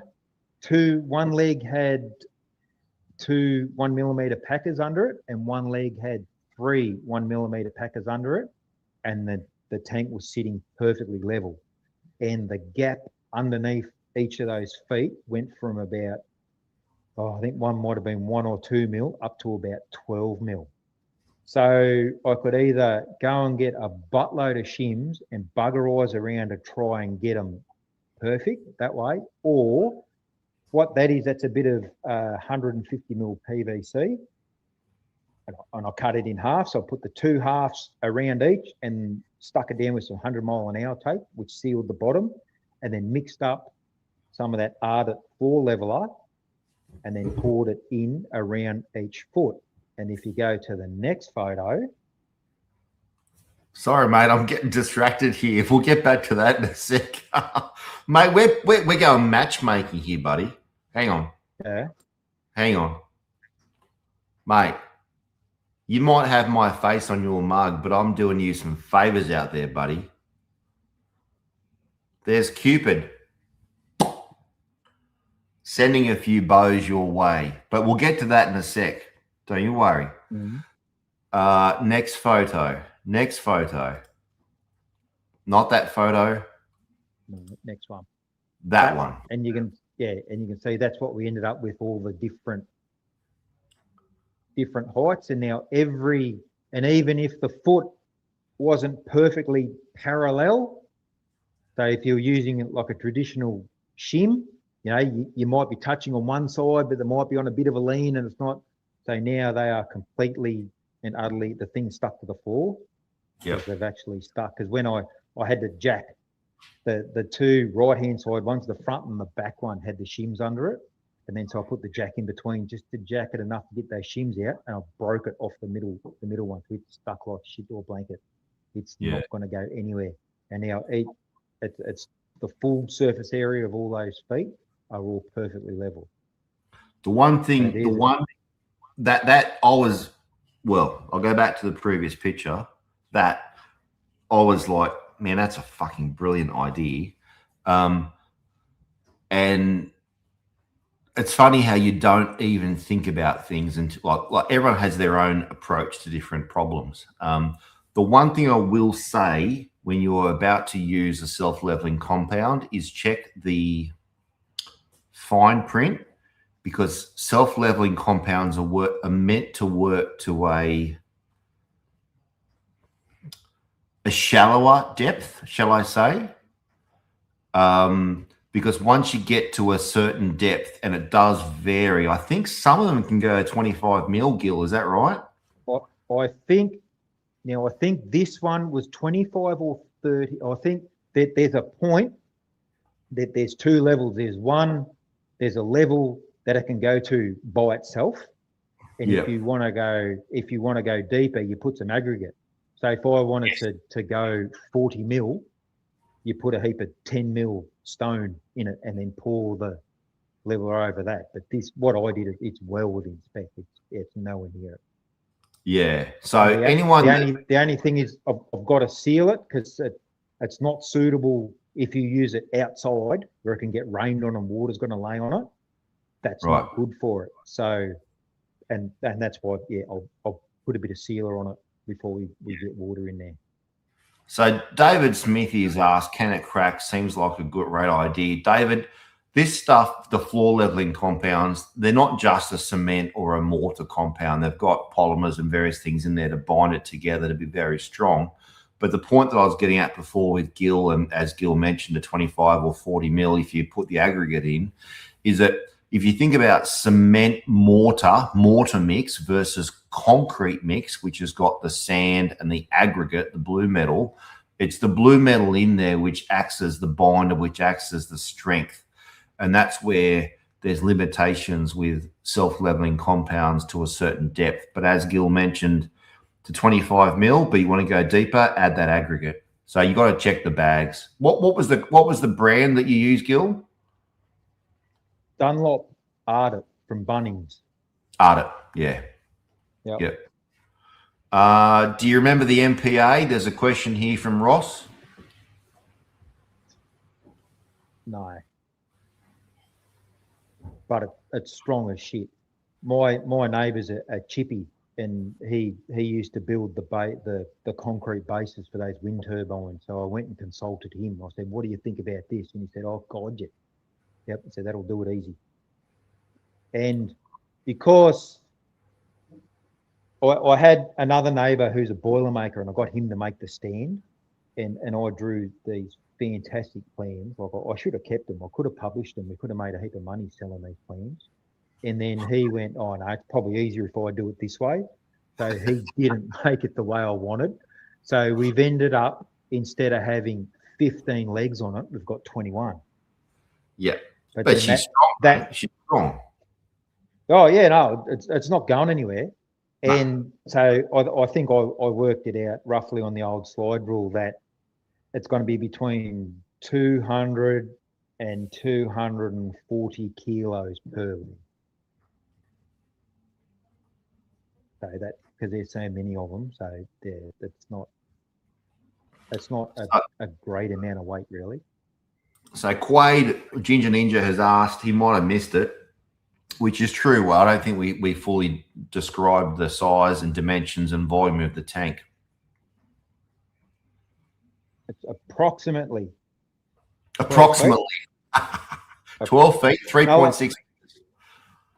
Yeah, because it's fractionally bigger, because unlike your tank where I've got the same size glass as what yours is, but where your glass goes in front of the sidewalls, yep, mine goes inside.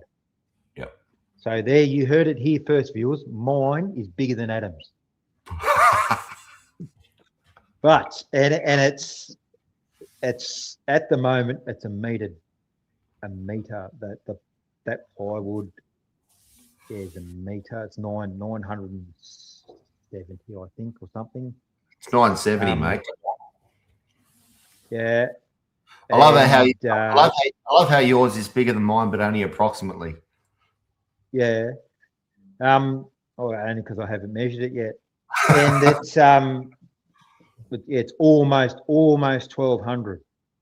Because what I made it fraction smaller, so it'd slide in that door nice and easy. But then we made it up, and then that flat bar on the front it's 2-inch 5mm steel on the flat. Anyway, we welded it all up, went and grabbed it and went, I said, Jesus, look, we need to strengthen that up. So I got a bit of angle line, I think it's about 6 or 8mm angle line, welded across the front. Well, stupid me didn't think that it was just going to fit in the doorway. Yeah. Before I welded the angle line on the front. Yep. So now it's 10 or 15mm wider. So I had to knock the architraves and stuff off, and there's scrape marks on the paint where we skidded it in through the door. It's interesting though. There's a question here from Daniel Witcher again that says, "Are you using the balustrading glass, which is the glass we talked about, the tempered glass, which has a secondary heat treatment done to try and alleviate the what are they, silver nitrate imperfections in the glass and make them explode in the oven prematurely rather than in your tank or your balustrading." But what you notice with that, when you have that flat bar there, is that bit of wobble there.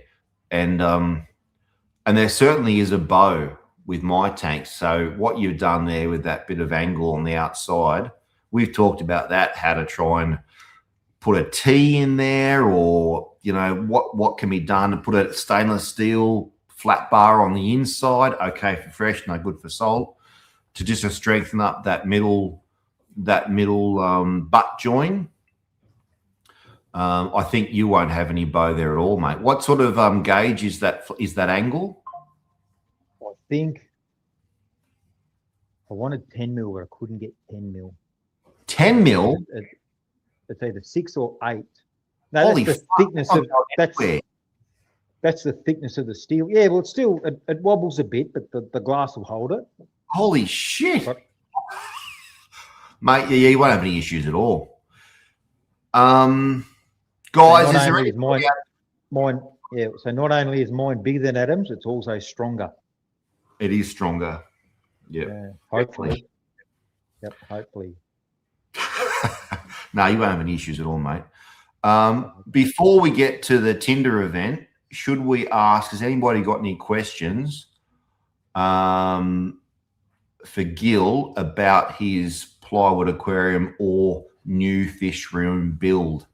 Now, Gil, can you see the comments there, mate, on the screen? I can, yeah. I've got the laptop down here. I came prepared. Have a good read of that, mate. Where am I reading? Daniel says always measure from the bottom. No. Oh. Get things done, loves fish. Yeah, I'm single by choice. So Tanya, if and I'm a Gemini. I enjoy long walks on the beach. No, I don't. I don't go to the beach. No, you're a long way from the bloody beach, mate. Adelaide. Is there a beach in Adelaide? No, heaps of beaches in Adelaide.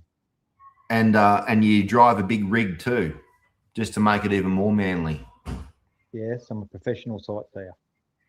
That's it. So Tanya, if you want Gil's details, just reach out to me and I'll send them through to you. Right, Gil, what are we going to do, mate? It's 1 hour and 40 minutes. Everybody, are we going to check out Gil's display tanks? Gil, are we going to check out your display tanks? Do we have time, or are we going to call it episode number 2? What are we going to do, mate? I don't care, mate. It's up to you. What heating? Phil Porter has asked about heating, mate. While you answer that question, I've got an important job to do. Yep, it's an 8 kilowatt split system, Mitsubishi, and it's really good because there's an app. So if I'm driving along in the truck, I can just have a look. Not that I'd operate a phone while driving. I'd pull over and have a look, and it can tell me what the room temperature is and whether it's working, whether it's heating, whether it's cooling, and it's absolutely fantastic. It's great. Yeah, definitely heat the room is just so much easier. And here, when it gets absolutely stinking hot, I can cool the room with it as well. So yeah, it's the only way to do it. Unless, of course, you got a shed that's not insulated like mine. Yeah, true. That's why I insulate. I wouldn't be in the shed otherwise, because I looked at lining the walls with ply and then packing the back of it with like wool insulation and stuff, and then I found on Gumtree of all places this place supplying cool room panels so much cheaper than everywhere else, and I thought that's got to be a scam. So I contacted them. And oh yeah, blah, blah, blah. Oh, but you've got a bank transfer it, and then we'll make up. And I'm thinking, yeah, no, that's scam. Oh no, but they gave me the address. Said, look, you can come and have a look, and all that. And it was in Adelaide, so that the place I delivered to, I got one of their local drivers. He drove past and he checked it all out for me. He said, no, mate, it's legit. I can see all the panel there. So I thought, beauty. So he where did it all come it up for me? Hey? Where did it all come from? Like from Woolworths cool rooms where they've been broken down? No, it's brand new. Brand new. Brand spanking new. It'll be straight off the boat from China. So what did the cool room panels in total cost you, including the door? No, I made the door. I love it. This is hard chat, Gil. Hang on. No, I'm trying to go close. There you go. Hard chat. What did it cost you? Oh, it was between $2,000 and $3,000, I think. Right. But I made the door. If you wanted to buy a door, the door cost more than what the panels for the rest of the room would. It's fucking ridiculous. So I made, and because I wanted to get big stuff in and didn't want to have one big massive door, I made like a little door and a bigger door, and the little one, it's pinioned, and I still haven't made like a latch yet. I still haven't figured out what I'm going to do. I just open one, and when I need to get something big in, I can open two. But and of course, the panels for there the panels from there were just so much cheaper than everywhere else. Yeah. Were they? Wow. Hang on. Oh, I've got some more questions here. So, in regards to our look, at first we got Quade saying we should have episode number 2. He wants to have you back. The issue we've got, Quade, is that Gil is a professional sightseer, which Steering wheel drives attendant. steering wheel attendant. He likes to drive large trucks long distances and doesn't get many Sundays off. So he joins us in the chat from the inside of his cab on the side of the highway as he tends to the kangaroos that have been unfortunately hit. However, down here, Quade has changed his mind and has decided that since I bought a bottle of Johnny Walker into the chat, is that a bottle of Johnny Walker? Yep, let's do it. That we should keep going. We've got Lloyd that wants to see some displays, and we've got Daniel Witcher that says he's got plenty of time and you can lead the... Are you working tomorrow?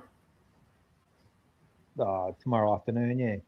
Okay, so you can sleep in because Ross Dingle says that tomorrow's a public holiday and he has plenty of time. But before we get to your display, whichever one you wish to choose first, there's one question here for you. Where is it? Praddy 87. Jeez, it's pissing down up here now. Praddy 87. Praddy, who is a long-time member of the AA Sunday night group, all of about 5 weeks, asks, would you consider going saltwater? I live far too far away from the ocean, and I discussed this with Adam a long time ago. Yes. Because I picked up a 2-foot cube, and it's a saltwater tank with the little integrated sump and weir and all that. And I thought maybe just try it, if it was something a little bit different. But by the time I buggerized and mixed up salt and stuff, and if I did do a saltwater, it'd be a very small one just because of water changes. Yeah. And I'm not, and although I love some of the fish, like the fish and that Palau Reef, like, oh God, I need some time alone every time I look at that one. The real fluorescent corals, that's, not really my personal taste. Hang on. But, no.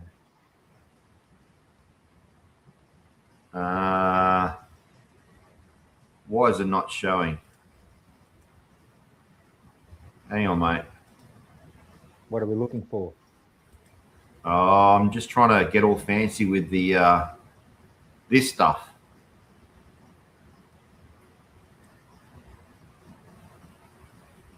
Oh, yeah. Hang on.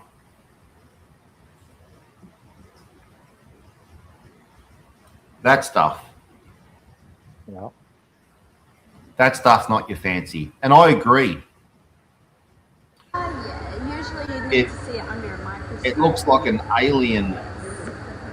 So there are also a couple different... To me, that's... When I see stuff like that, when I built this one in the wall, someone got me a present and it was a jellyfish. And it had a float in it and a little weight on a sort of probably about a foot, a fishing line. And then you mean I had this set up. A fake jellyfish? Fake one.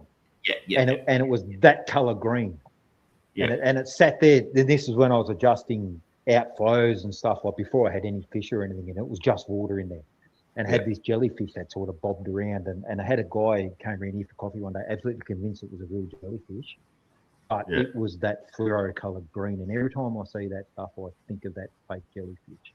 Yeah. But that's just my personal thing.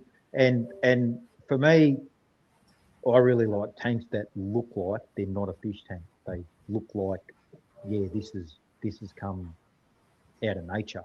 That's why I like your stuff so much. Like, would I be saying that's the reason why also that we both like the concept of a Blackwater display too? Because it looks like a creek. A lot of creeks, even if they're not the Rio Negro in South America, the creek that's down the road from me is still going to have tattered and stain in it, and so it does look natural. And that's what I was going for with that Apisto tank on that rack. It started off like that, and it slowly leveling itself out, unfortunately. But it was meant to be like a drainage ditch down in where the water drains off the Andes and down in Argentina, like where the fish are from. Well, they're a cooler water species, and that's the kind of grass and like that. That's where they find it in little runoffs and things like that. That's where the fish come from. So I was trying to go biotope style without being a biotope, because clearly you're not going to get the exact plants and stuff all the way over here. But you get plants that look like the plants that come from them. Yeah. Daniel Witcher says not all saltwater has to be a SpongeBob goldfish tank, mate. And Daniel, I agree with you, and I think it's part of the reason from a selfish perspective here, Gil, for a sec. The reason why I try and put out a little bit about some little fish tank experiments, the mangrove jacks in the freshwater versus saltwater, the Palau reef tank, the macroalgae tanks, the white lighting. It's to try and just sort of break down those barriers between saltwater and freshwater and try and appeal to you guys to get underwater in a shallow coastal environment and realize that you do not see that fluorescent crap. And even if you do go down 30 feet, it's still not that fluorescent crap. It turns a kind of a funny blue-gray color. Unfortunately, the marine hobby's just got kind of circus-like. But I do believe it will come back around, and that's the basis of what I'm trying to do with my channel. And, hopefully you guys that are sitting in and listening to this stuff and watching this stuff will sort of start to realize. I know Quade up in Central Queensland there is doing his exploring, mate, and you'll get to appreciate those shallow reefs and that white lighting and those beige plus blue tip Aquarium muricatas. Gil, I think I did say to you, mate, in regards to salt water, though, that if I could not have access to ocean water, I would not do salt water. Yeah, and that's the thing. I thought, like you said, maybe the small tank. Yeah, look, I'd have to buy a heap of salt and if I just did small water changes. But what's a softy tank? Soft coral. Praddy's saying, is that what it is? Praddy says a nice softy tank would be an easier one, Gil. Not a huge amount of water changes needed either. So with corals, you've got corals that make a stony skeleton based on carbonates and alkalinity and calcium and magnesium and strontium. And then you've got corals that don't do that. They tend to have spicules that hold the structure together, which are termed soft corals.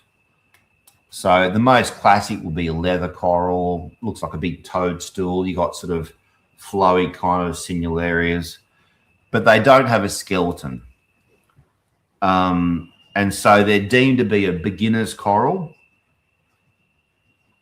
much more forgiving. But I challenge that because there are plenty of soft corals such as the Fiji leather Succified elegans, the yellow ones, which aren't so forgiving. But the concept is that you could do less water changes, less effort.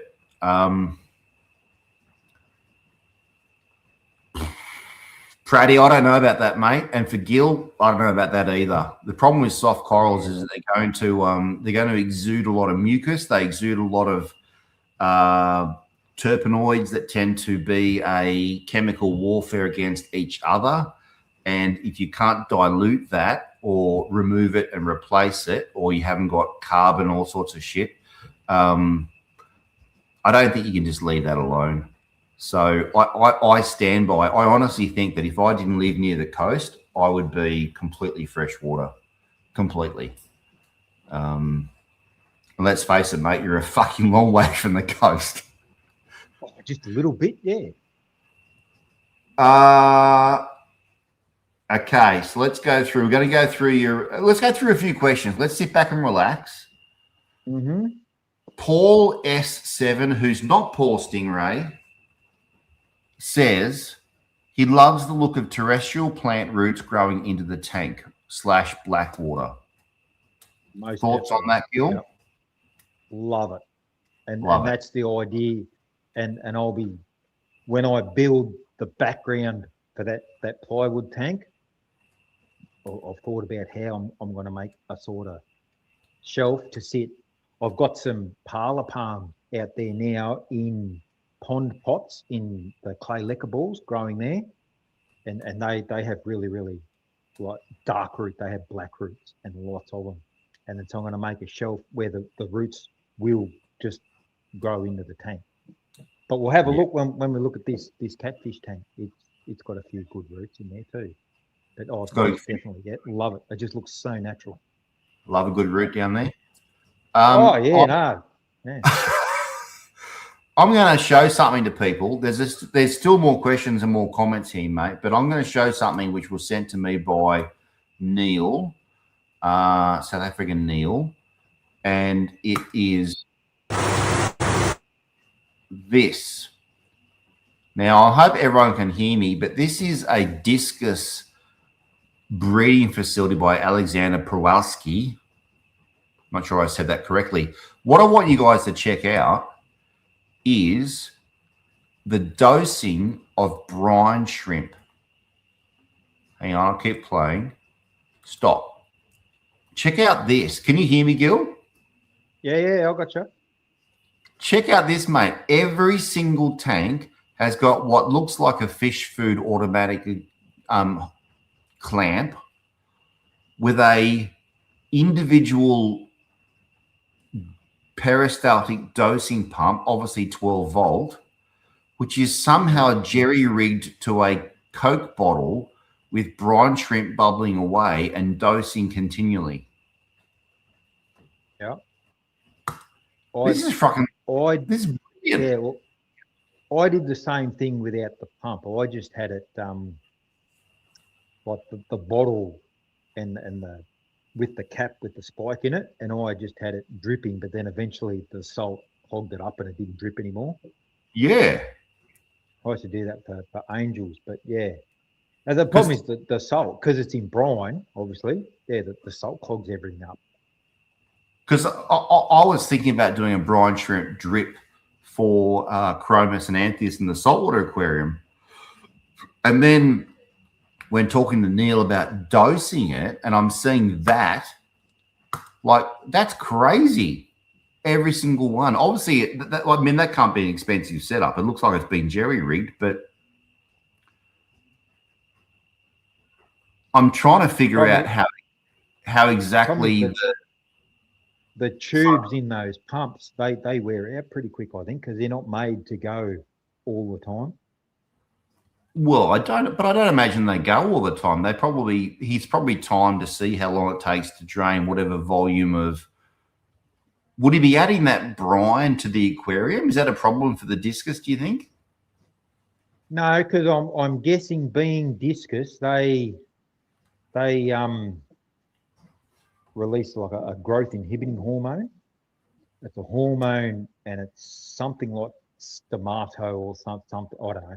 We all have it. It's what stops us. The pituitary gland produces it, and it's what stops us all growing 10 feet tall. It's what sets your height. Well, discus and goldfish and things, they release it into the water. So that's why you see that the discus keepers, if you have a big discus, you have like half a dozen adult discus, and then you go and put a small one in there, it'll never grow, because the bigger ones are releasing this hormone to keep everything else, reduce their growth. It's like a competition thing. So they'd be changing water a couple of times a day. It'd be just going through constantly. Yeah. Well, I think somewhere. That's my understanding. If I can find it somewhere here, you can see the standpipes. Well, there's the high-level standpipe. And it looks like there's a low-level standpipe down there. So, like Ross Dingle here says, that's probably on a continuous water change, which it probably absolutely is. But, I mean, I just love the ingenuity there of seeing someone that's, and according to Neil, this is a pretty big discus grower. Like, he was pretty full on with his discus. But to see that set up on every single tank, and to see it done with what looks like AliExpress single wired dosing pumps. I don't know. That's kind of my jam. I love it. Yeah. And another good one, I've got a mate, and she breeds goldfish, and she's built like this big fry house and all that to keep the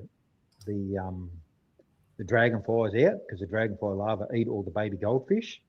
And what she did, she set up a big Daphnia tub where she's breeding Daphnia, and she drips water into the tub, and then there's an overflow on it, so it overflows into where the fry are.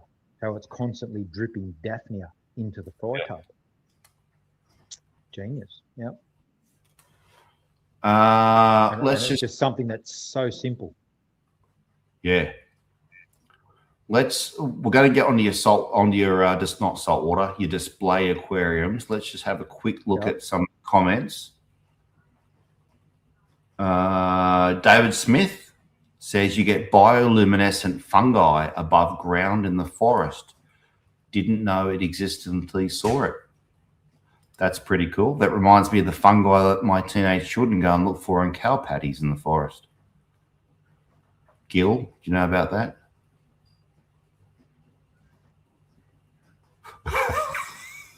I'm sensing Gil does know about that, but he just doesn't want to say so because he's on international YouTube. Daniel Whitman, he's doing a little 3-foot Marucci River setup. Marucci, what's up here? Maroochydore, Queensland. Set up like I mentioned a little while ago. A stupid idea, but it stuck in my head. All right, cool. Not sure what you're asking. I wanted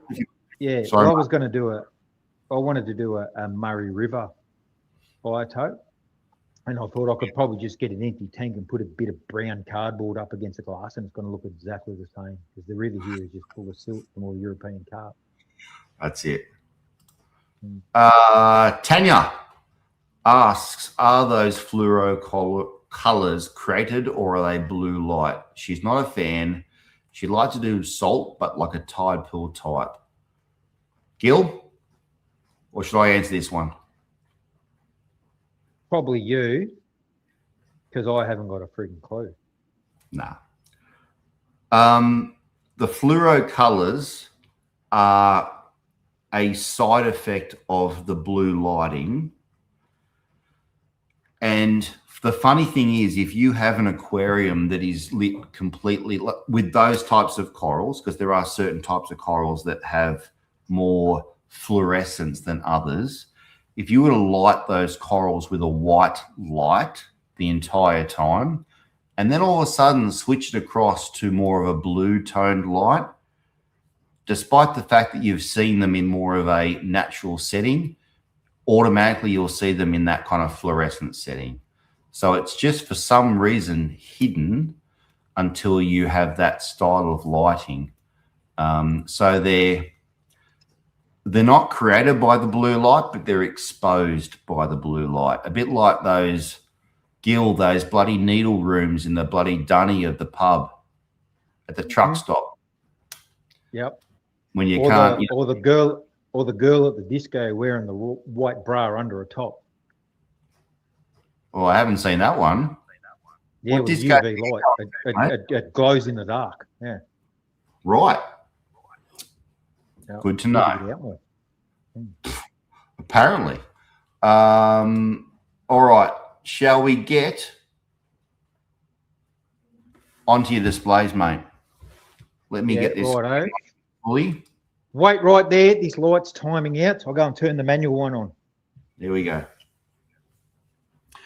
Do I have a little shout out? Oh, guys, question for you. While Gil's getting his shit sorted out, let me turn back to me.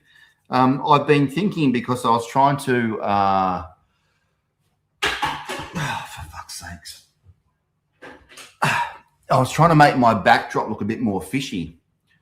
That maybe over there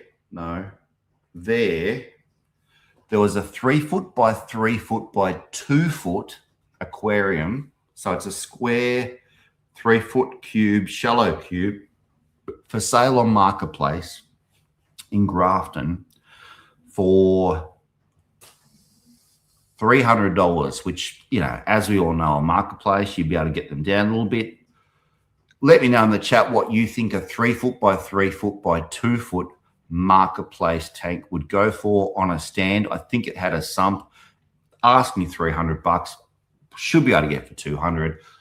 But I'm thinking that there's a bit of a nib wall just halfway along that length there.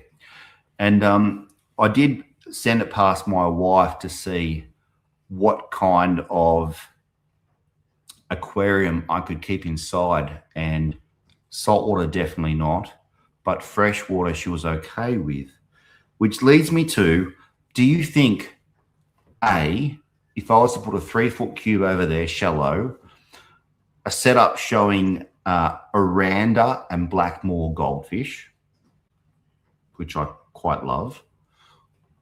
Number 2, a pair in a naturalistic setup with leaf litter and stones and stuff, or silt and whatnot, of wild type Oscars, which I've never kept.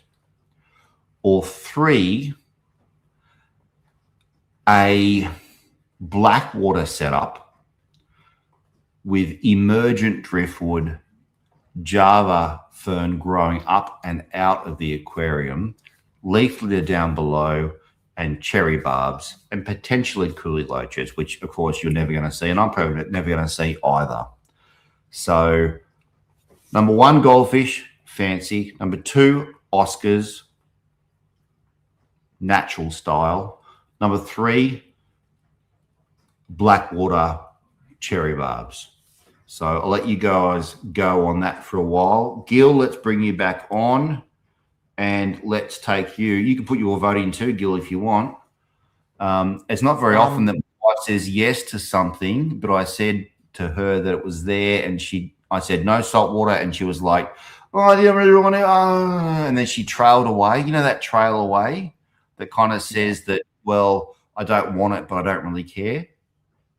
Yeah, that's what the first thing you've got to consider, and going back to the YouTube thing, if you want it for your live stream, I want it for me, mate. Because if you want a background like for now, you're gonna have to shade the light. Hey, look at that one behind me. If that was a lot closer, imagine how bright that'd be. You give me backlit. Yep, and the Oscars are gonna destroy any sort of scape you put in there, so they're gonna. But what what I'm curious about. Sorry, mate. I've never kept Oscars before, ever. Yep. And I keep on hearing how freaking fantastic they are. Yeah. Yep. And one of my big tanks is going to be an Oscar tank. Okay, there you go. So I asked the question. I've kept saltwater pufferfish. I've kept saltwater triggerfish. These are the fish that lie there and do this and do that and come up and do all that kind of shit. And I'm thinking, but Oscars are meant to be like ping pong fanatics that go and grab balls and fling them back and all that kind of shit. And I don't know, is it true? Like a dog. Yeah, it's true. They're like a dog. But I hear people always say, yeah, it's full on true, or they say, nah, they're boring. It depends on how much you interact with it. But you get some of them, if you do a water change and they're not happy, they'll go and lie down like they're dying in the back. They're like a kid. They'll sulk. They have their little tantrums. I've got a mate who's got one, and he's got one of those plastic thing with the bell in it that for cats, and he's got it hanging from a bit of a fishing line, and it just goes up and bang. If he's there and he's not feeding the fish, it just starts banging on this ball to ring the bell. Yeah, obviously it's going to depend on the individual, but it always does. Gil, Oscars need a bigger tank, Adam. Too small for Oscars. So a 3 by 3 foot is a 9 square feet. What would be considered by American standards is that the minimum is a 4 by 2 by 2, which will be an 8 square feet, but preferably a 6 by 2, which is a 12 square feet. What do you say? 6 by 2 minimum, if you want to. So it's too small for my Oscars. Yep. I think I like the idea of the Blackwater one with the roots growing out the top, and I'd be going Brazilian pennywort for the plant. But I really like the narrow leaf Java fern that I saw from Takashi Amano. Well, you can do that too. And that's what I've got. That's what I've got in my grow out tank there. I've got a big bunch of that growing. You can do that. You can have more than one kind of plant, but you could have your narrow leaf Java if it's humid enough there, it'll grow up out of the water just fine. My God, Tanya's saying that length matters, Gil. Oh, it does with tape measures. I can't believe that Noah wants me to have some bloody Aranda goldfish. I love Arandas. A nice red cap Aranda is freaking beautiful. I love it. I was just about to say red cap Aranda is one of my favourite fish. Like not just goldfish, but fish. I love them. Have you seen the Aquarium Design Group in Texas? Jeff and Mike Sensky, and they do some amazing. Look it up. Aquarium ADG Aquarium Design Group to Aquarium Design Gallery. It's a retail store, but it's a gallery front. It's very white, very aquascape. They once were the ADA distributor for that part of America, but Jeff, with his retail store and his designs, is fantastic, and he's got a design for fancy goldfish, and I love it. I love it. It's just smooth river stones. That's all it is. Yeah, that's pretty much all you can have. They're going to destroy any plants you put in there. But it showcases the different fish so beautifully. Anyway. Yeah. Yep. All right. Paul S7 says that I should put in 4 Geophagus spheni. Nah, you need more than 4. I don't even know. Well, they're a Geophagus, and they're the ones. They're very, very colourful. They've got lots of the little green stripes are very close together. A Geo's a Geo, but yeah, they're like the fancy colour one. But if you have, they have a hierarchy. So if you have that, there's always a dominant one, and he picks on everyone else. So if you've got at least 6, that aggression gets sort of shared between the 6. If you've got any less than 6, they sort of cop a little bit more. I've got 2 wine Milleroy in this tank, and only because they started to spawn and just absolutely destroyed every other geo in the tank. They had to go. Mm-hmm. So I've only kept Geophagus to what is it, to Payos? Yeah, well, they're now Pyrocephalus. Yeah, the redhead tapahos. Yeah, tapahos. That's the ones. Gil, yep. Can you go and show us your dining room tank, mate? The wall one. The wall one, the 8-foot in wall. Go for it. Yeah. I'll be back in a sec. All right. Right, turned around. Just got to turn this light off, otherwise we won't see squat. There we go. Yeah, this is an 8-foot. It needs a sort of rescape. It's got some Colombian tetras there, and that's the pair of wine Milleroy that absolutely destroy everything when they decide they're going to spawn. And I did have a beautiful gold Severum that the Geos took out, so I don't have him anymore. But I have that's a blue one, that's a green one, and that's a Rotkeel Severum, and they're beautiful. And that's all that's in. Oh, hang on, there's an albino threadfin Acara as well, and I had 2 more in here till these guys spawned. Like they went psycho. They cleaned the joint out, and there's a couple of king tiger plecos. You can see. I don't know if you can see it, but there's a tail of one sticking out there because it's night time. They're getting ready to come out, and there's another one that hides down in amongst those rocks somewhere. But that's it. That's 8 by 2 by it's 20 inches tall, and those 2 big main roots there that was a tree I had to pull out on the block to build a hay shed.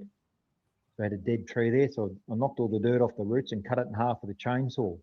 So the backs of them are flat, and I made up an acrylic clip that they're zip tied to, which that one's fallen off. So that one's still there, and I did have another couple of sticks on the front, and that one sort of tipped over a bit. But that's my wall, and it's got there's a sump in the other room. I'll have a quick sticky at that. That I lashed out and got an overflow box, and the name of it, hang on, I'll tell you what it is, because there's a sticker on the other side. It's around in the laundry, and so I had to delegate. That's where the laundry tub used to be, and the washing machine used to be there, and there used to be like a big cupboard there, but now that's the sump there. There you go, modular marine. That's the overflow, mate. For the ladies out there, how many men have got some plants dangled over their washing machine? Oh, that starts there, then goes up, goes all the way along there, and then goes around there, because here's where the light is, and yeah, she's been pruned a few times, but yeah. So anyway, that's the. Gil, can you go from a selfish perspective, mate? Because I saw a fish in that display. Can you go back around the front? By the way, guys, Gil's got a fantastic video about setting up a sump on his channel. Check it out. I've watched it a few times. It was fantastic. Back around the front here, Gil, you've got a fish in there with a purplish color on its forehead. Is it that one? That one. That one. What is that one? That one. It's a blue Severum. So he's either really, a blue Severum. I don't think they're like naturally occurring. It's like the gold ones.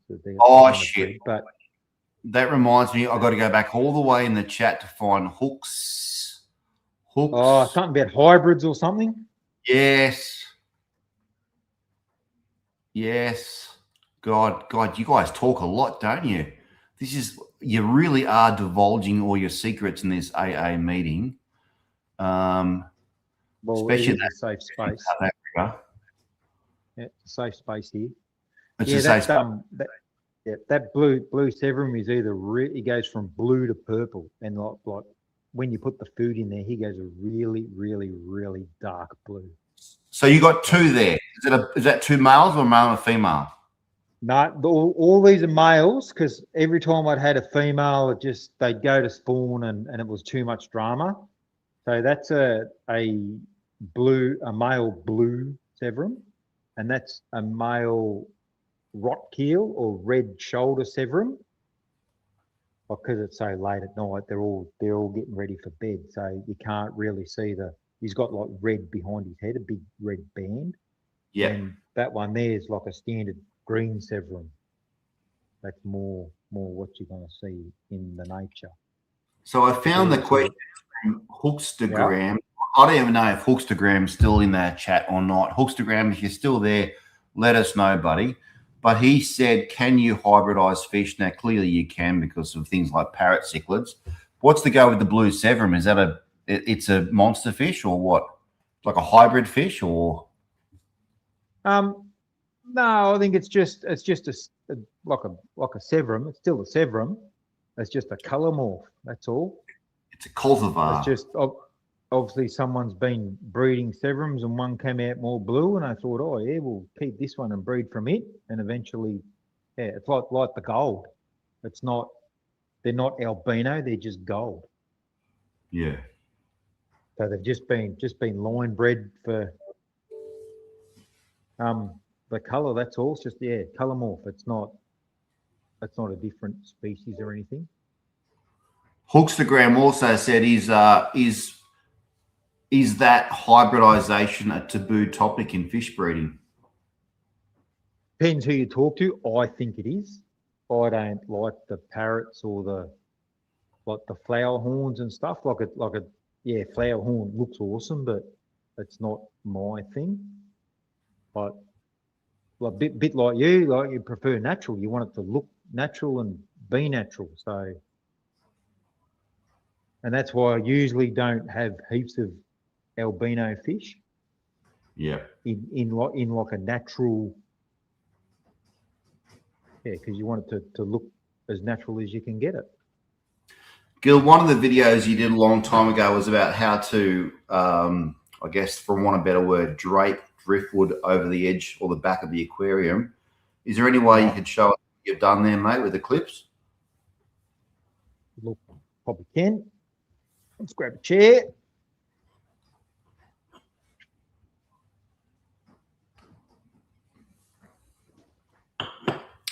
Proudy87 says you're a man of culture, mate. Through that. David Smith seems to think that blue tree snakes would be well in my 3 foot by 3 foot by 2 foot tank. Blue tree snakes, if you're talking about the colubrid snakes with the blue form of the green tree snake from Northern Australia, they shit everywhere. There's no way in the world I'm doing that. Go for it, mate. Yeah, so that's a bit of 3 mil acrylic, and I just made up a jig to match the profile of the brace in the back of the tank, and just heated up with a heat gun and bent it over the jig, and then there's just a hole drilled through the top of that. Yeah, so that's a 1/2 of the root ball of a tree, and that's it. Yeah, it's just very cheap, very easy. Oh, and now I've dropped my plastic in. And another tip for you young aquascapers. This is just a bit of black builder's plastic. And if you put it across the back of your tank, it blocks the light coming from there, and it hides, like for me, I did it because it hides the weir and the overflows, but it kind of hides the back of the tank a bit. And then it makes that back wall look a little bit further away, I have found. This is getting all sexy, mate. Well, you know. Well, the reason I know this is because I renovated an old house in town once, and it had like a cathedral ceiling, and I knocked a wall out for the kitchen to make it all open, so I ended up with this weird sort of bulkhead shape. So I didn't know to paint the ceiling white, paint that ceiling white, so I painted it all the same color, which is what I've done in this house. So that ceiling is the manhole cover's not, but the ceiling is the same color as the wall, and it makes the walls look higher, makes the ceiling look higher. So there you go. There's my decorating tip for today. Mate, Get a lot of value out of these streams. Yeah. I know, mate. You're all onto it. You got house plants growing over the washing machine. You've got painting tips for everybody, and now you've got a sexy L number pleco waiting to talk about this peninsula tank in your living room, which isn't even yours. Yeah, well, it's my tank. It's just not my catfish. And this was temporary. It was only meant to be here for a month, and that was 18 months ago. So we got one fella there, that one there. He's a big male, and there's that one big main log in the middle. It's all hollow on the inside, and I've got a few terracotta pipes. Probably can't see it in here, probably too dark. There's a couple of, I've got hollow logs there, and there's some terracotta pipes all in underneath that big hollow log. So some live up there, some don't. And there is a pair of peppermint bristlenose in there. I don't know if you can see it, but you can see the whiskers of the male there. He normally lives in that little plastic cave there. Do they fight with the guys? Nah. They don't care? No, they don't bother each other. I think sometimes you see that these guys, when you feed them, if you drop the food's all in one corner, they'll push each other out of the way to get to the food, and the big ones sort of get stuck into it, then the little ones come in and eat the food, which is ironic. And occasionally one will come out during the day, and they'll have a heap of bark off them, so they've got stuck into it overnight. which is why I'm really looking forward to putting these guys in that 12-foot tank so they can spread out a bit and sort of have their own territory. And I'd love to get these guys to breed. It'd be pretty cool. So what's the backstory? Have they been taxonomically named yet, or are they still a number? Yeah, well, they call them cactus or leopard cactus plecos, L600. But then there's another L number, and which is and they're almost identical. So there's an argument whether it's the same fish from a different part of the river or whether they're a different species or not. What's their genus? Is it Hypencistrus? No. They're Lauren. I was gonna write this down.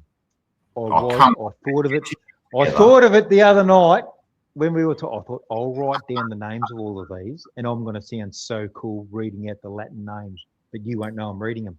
But I can't remember what it is. But these are a meat eater. These aren't. So they eat mussels and worms and snails and things like that. Right. Yeah. And sorry, I'm going to interrupt now. Let's cut to the mustard. This friend of yours who's disappeared for unknown amounts of time has entrusted you to care for how many of these fish? Well, there's 5 in here and then 2 little ones in one of my grow out tanks. Okay, so that's 7 fish. And yeah, how desirable is this species? What's the current going value on this fish? One which is about I'm going to say 2 inches or something is about $350. So him right there.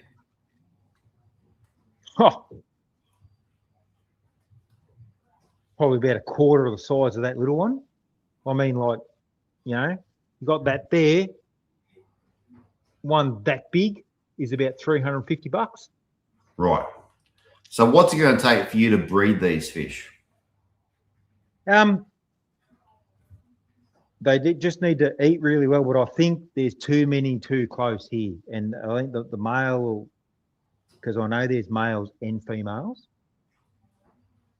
I think lots of water changes, up the flow a little bit, like a lot of water movement, a lot of water changes, and a lot of meaty food. Like if I start getting, I was trying to get them to eat mealworms, but they won't touch it.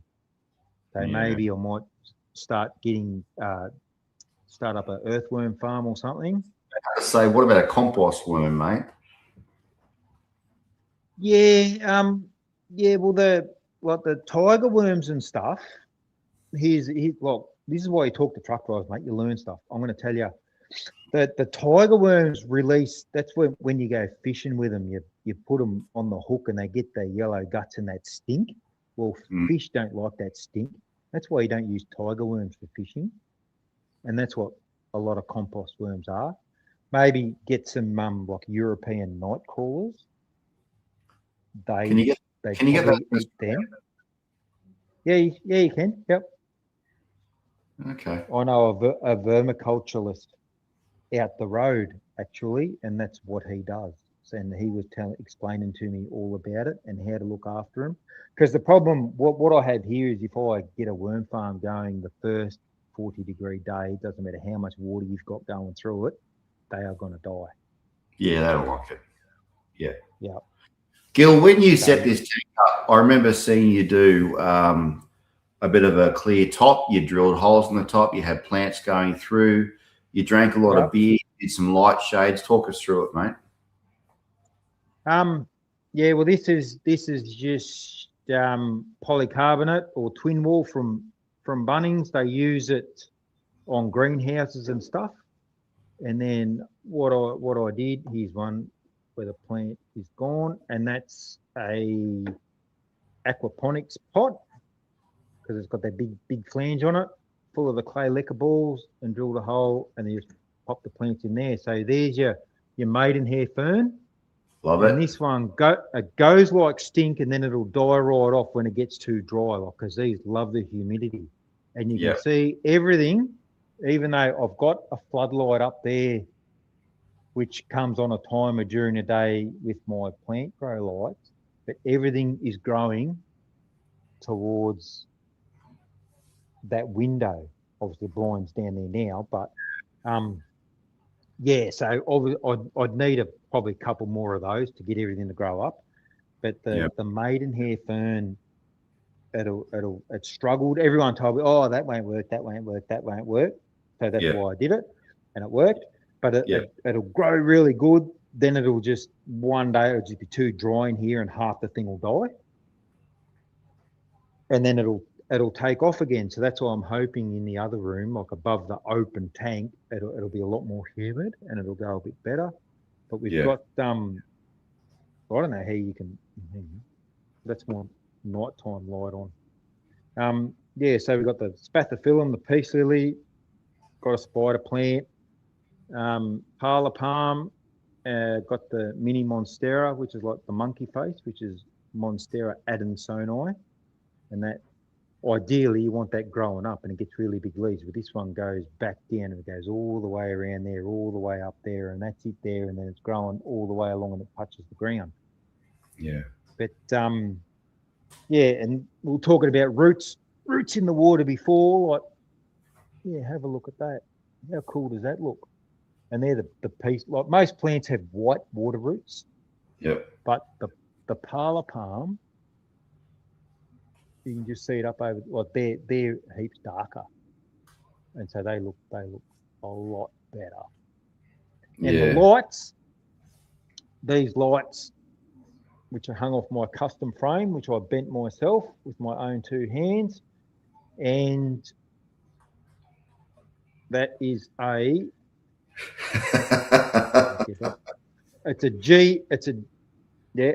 the same. It's a downlight. It's a GU10 downlight, and that highly expensive shroud there is a beer bottle. And I can't remember, it was some sort of craft beer or something from Tasmania, because I went to the bottle shop and I got half a dozen green ones, half a dozen blue ones, half a dozen and after a lot of experimentation with a mate, which ended up with a bit of a headache on my part, I got this nice, really, really dark one. And so that's a beer bottle with the bottom cut out of it. You have to go between the green glass, the clear glass, and the brown glass, eh? Yeah, well, the green looked really cool, but when they were here, it looked a little bit like Christmas lights. I was thinking like a university, college, Pratt school, kind of a dorm room kind of a look. Yeah, it was too. Yeah, it was nice, but it looked like Christmas lights. Because what I did, I bodged them all up and I hung them off a actually it was off my green screen frame, and I hung it across the front here, and I had them all wired up, and look, it didn't electrocute myself, which was good, and I had some photos. And the green looked really, really nice, but not for this. And this, because it adds that little bit of an orange tint to it, so it doesn't really stand out that much, and it gives that this, I changed the water in this yesterday, so this tank is actually really, really clear, but that, as you were saying before, because there's not much blue in that light, it's 6500, it's a daylight light, it still throws a orange in the tank, but that's what we want in here. But this water is actually really, really clear at the moment. Give it a couple of weeks, it'll have some more tannins out of that log, which is still slowly leaching. But yeah, that's her. Do you want to turn your camera around, mate? And we'll go through a couple of comments and thoughts before we finish up. Just turn the light back on. Look out, it's the YouTube. He's got look at that. One thing I will say, Gil, from a person that grows foliages for a living for the cut flower market, is that a lot of people overestimate. I'm not saying that you've done this, but I can kind of see it a little bit by what you're saying, how the plant's growing towards the window. A lot of people overestimate the amount of light they've got inside next to a window, and even what the light can be given by artificial light. So exactly. Yeah. Yep. cut flower growers, for example, in the Northern Hemisphere that want to extend their daylight to grow certain crops like carnations and things, the lights they're using are intense in those tunnels. It takes a huge amount of light to replicate even a shady environment outside. Yeah, exactly. I went and bought a light meter when I Did put you? those skylights in. Yeah, I've got one. I don't know where it is, but I've got one. Can I borrow it? What? Oh mate, it wasn't that dear, and you've got heaps of money. We know that. Yeah, it was like an Amazon one. It's not a fancy one. Sorry, Yeah. I'll say. Apparently, I don't have heaps of money because you're doing my mugs for me. Yeah. Yeah. So when I put those skylights in, and just out of interest, I went, well, the top of the tank's going to be about here, and it was nowhere near as bright as what I thought it was. Like going by the numbers, and also with the grow lights, like just very quickly. Hang on, I'm going to turn the camera around. That one. That there, yeah. There's just a bit of pipe I whipped up, and that's a fancy ass grow light there. Yep. And even because it is 3 feet above that spathiphyllum, and it's bright, like that light is really bright. It still wants to go towards, because that's a north facing window, and like they're normally open, and so it still wants to go that way, even though it's got this kick-ass grow light up right above it. So yeah, like you said, that light, when they say like plants are advertised, you go to Bunnings and you read the label and it says, oh, it's a low light plant. That means low sunlight. Yeah. Yeah. Did you? So you got a PAR meter, a photosynthetically active radiation meter for your skylights? Did you? Do you know what the PAR? A PAR, P-A-R. Oh yeah. It did PAR and it did something candles and something else. It does about 3 different. Do you know what the PAR was underneath those 3 skylights? No, but I know it wasn't enough for the high. Is it foot candles? I think it's foot candles. Yeah, that's the old way. Yeah, well,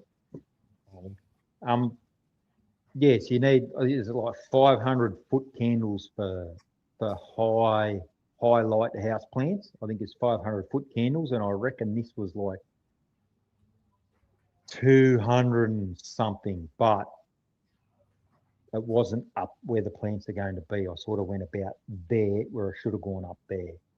Yeah. But even so, yeah, it's not as bright as what I was hoping for it to be. Yeah. So have you got plans to provide some high accessory lighting for the green wall? I do, and it's those UFO lights you're talking about. I've got some of those. I've got some 300 watters and some 2, and it's just, I've got a couple of different sizes, and it's just a matter of just putting them up there, put the light meter on, see what happens. You've always got to do one, don't you, mate? Hey, 300 watters. Yeah. Well, that came from one of my viewers who is up. Where is he? He's up near Maitland somewhere, sort of up your part of the world, northern New South Wales. And he sent me a little messenger video of his shed, and he had those 300 watt UFO light things up above his tanks growing. Some amazing stuff. Yeah. You can also get, which I inquired about, you can also get some aluminium polished reflectors that go around them. They're only about 6 inches, 150 millimeter shroud goes around to direct that light forcibly down. The downside is you can pick up those kind of UFO lights for, well, I got the 150 ones for $100, but your one's probably, you're rolling money in with the YouTube. So probably $200. Team.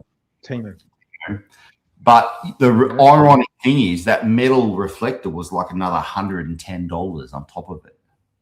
Yeah, or you can do what we used to do back in the day, and you go to your cheapest chips or your $2 shops and that, and you get the stainless bowls that the CWA ladies use to make their scones and stuff, and you cut a hole in that and you clean it right up and stick your light in there. Either or, whatever you want to do. Mate, we've got a comment here, which I don't know if it's a comment or a question. You can probably see it yourself. Fred Blogs 8362. He just says Saratogas. You like Saratogas, do you? Look, I do. Whether I'll ever have one, I don't know. But I'm like you. I want everyone. It's you're building a 12-foot. Oh, you're going to have monster fish. And I went, no, I'm going to have lots of little fish in a really natural environment. Yeah. So if I had the Saratoga, I'd have to put it in a 12-foot tank. Yeah. By 4 foot, so I can. Yeah, look, you see a lot of these guys. They've got 3 arowanas in a 8x2, and the things need the 3-point turn at the end so they can go back. Yeah. I thought, no. So I do love the look of it. I do love that slow cruising around and that attack speed when they feed. But whether I have one or not, I don't know. I'm trying to actively discourage the attack speed with my one, and it's living quite happily with rainbow fish. It's just more I wasn't really into them, but I must admit there's something prehistoric about it, which is pretty cool. Praddy87 says that he might have missed this when he had to run to the bottle-o. But what's going in your new plywood gill? Your new plywood tank gill. What? That. Seven L600s? Yep. That's it? No, and there'll be geophagus, and that's what I'm breeding up all those tetras for. And I'm thinking perhaps maybe some festivums and some wild type angels. Oh, see, there you're talking. You had to have something in there. You got to have a keynote speaker in the tank. Yeah, but see, I love the idea of having a big school of tetras. I know, so I can't put anything in that's going to eat the tetras. Well, it depends on the size of the tetra. What tetras you're talking about? You got the X-ray tetra. Well, that's why. Yeah, well, that's why I'm looking at the bigger ones like the Prestellas, which are a bit taller in the body, and the red eye tetras or monk tetras. I'm breeding a few of those as well. They get a bit bigger. I was thinking Coste tetras, but I cannot, for the life of me, find anyone who's kept them to tell me whether they're going to get nippy or what they're like. Because I think I've seen videos where there's 100 in a tank and they're all schooling really tight. And I thought that would be awesome, but I don't know how they're going to go with an angelfish or a festivum or a hatchet fish. I've got 3 thoughts. First thought is rosy tetras. The second thought is bleeding heart tetras. And the third is when you've got a tank like that and you've got fish that you might grow up from a young size, if you're breeding your own angels, I don't know, mate, they become lazy. Well, it's funny you should say that.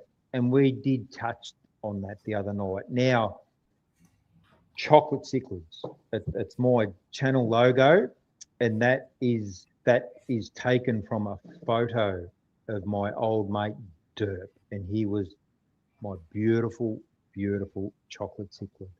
And so you don't have a chocolate cichlid now? Well, he was harmless. He'd chillax. He was good as gold till one day. Oh God, we're getting deep.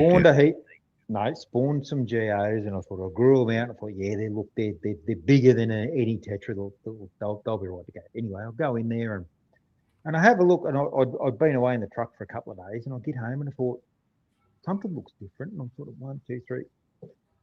I'm missing 2 GOs. And all they gone. I'm looking everywhere, thinking they're dead under a rock, and I just can't find them. The next day, Derp's dead with half a GO in his mouth. The other half is still sticking out. He decided, didn't eat the red eye tetras, but just decided, look, I'm gonna start eating them. I didn't think. One day he just went, nope. I thought geos were fairly passive. The GOs are, but the chocolate cichlid ate them. Oh, chocolate. Yeah, chocolate. Yeah. Mm. Now, if anyone wants a really, really good laugh, jump on my channel after this stream, and I've got a really, really old video, and it goes for about 2 minutes, and it's all about that chocolate cichlid when he turns bad, and it's a good laugh. And there's some really good footage of how gorgeous that fish did look. But yes, so it doesn't matter.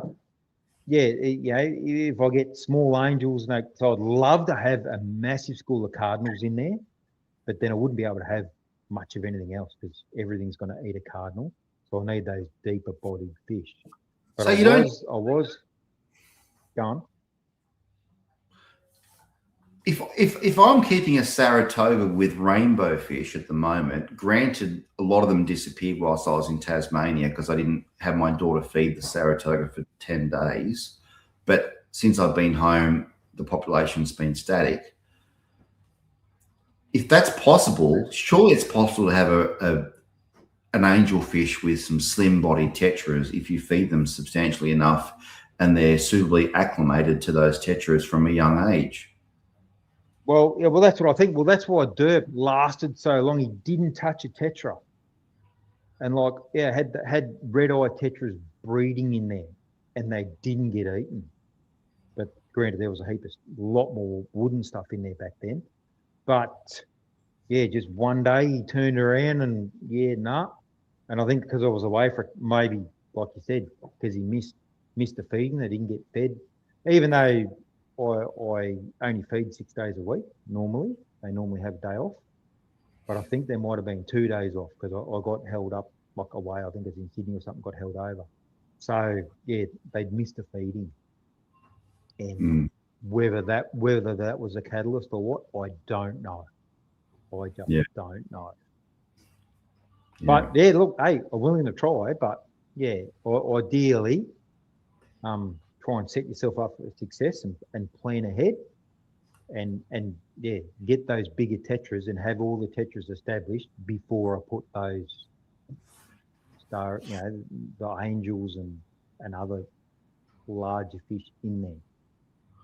Mate, we've got a few people checking out. We've got Quay going to bed, but we've got Mexicali Fishkeeper says Von Rio Tetra would look amazing. I don't know those. I've never heard of it, Jorge. We'd have to have a look. We probably don't have them here. You guys get a lot of stuff over here that we don't get. Like bucktooth tetra. I would love to have a tank full of bucktooth tetras. That would be so cool, but we haven't got them here. Okay. Ross Dingle says Congo tetras would be pretty safe. They get pretty big. They would. African. Congo is in Africa, not in South America. And you're a purist, semi. Well, I'm a pedant. Yeah, I'm thinking. I wanted to go. I was going to go full biotope because the GO, the Brachybranchus, and no, it wasn't. It was the wine miller eye and those L number plecos all come from the Rio Negro. So I was going to really just go right in, but I thought, I won't get the variety if I do that. It'd be too hard. Gil, I found a solution for you, mate, because let's just call this Aquarium Tinder, because Tanya has said that her Congo tetras have not shown any aggression at all in her community tank. So there's no need to worry about congos in your tank because she's got it covered. Yeah, well, that's all right. Yeah. So, but unfortunately, yeah, wrong continent. Wrong continent. And that's just, yeah. I know, and they would work and they would look cool, but ideally, I want something that's going to school fairly tight as well. Like have like several, like I've got in that one over there. There's what have I got? I've got Prestellas, Cardinals, black neons, glow light tetras, and rummy nose tetras. And the rummy noses all stick together pretty well, and the rest of them are just sort of like in a loose big school. I'd really love in a 12-foot tank to have 20 or 30 fish that all really, really stick together. So this is interesting, and this is an example where I think saltwater and freshwater collide. So Paul, who's not Stingray, S7, says that fish school better when they feel threatened. Now that's absolutely correct, because schooling is a defensive and a comfort factor for fish that don't have a hierarchy. So fish that only live by who's next to them and there's no dominant individual are schooling.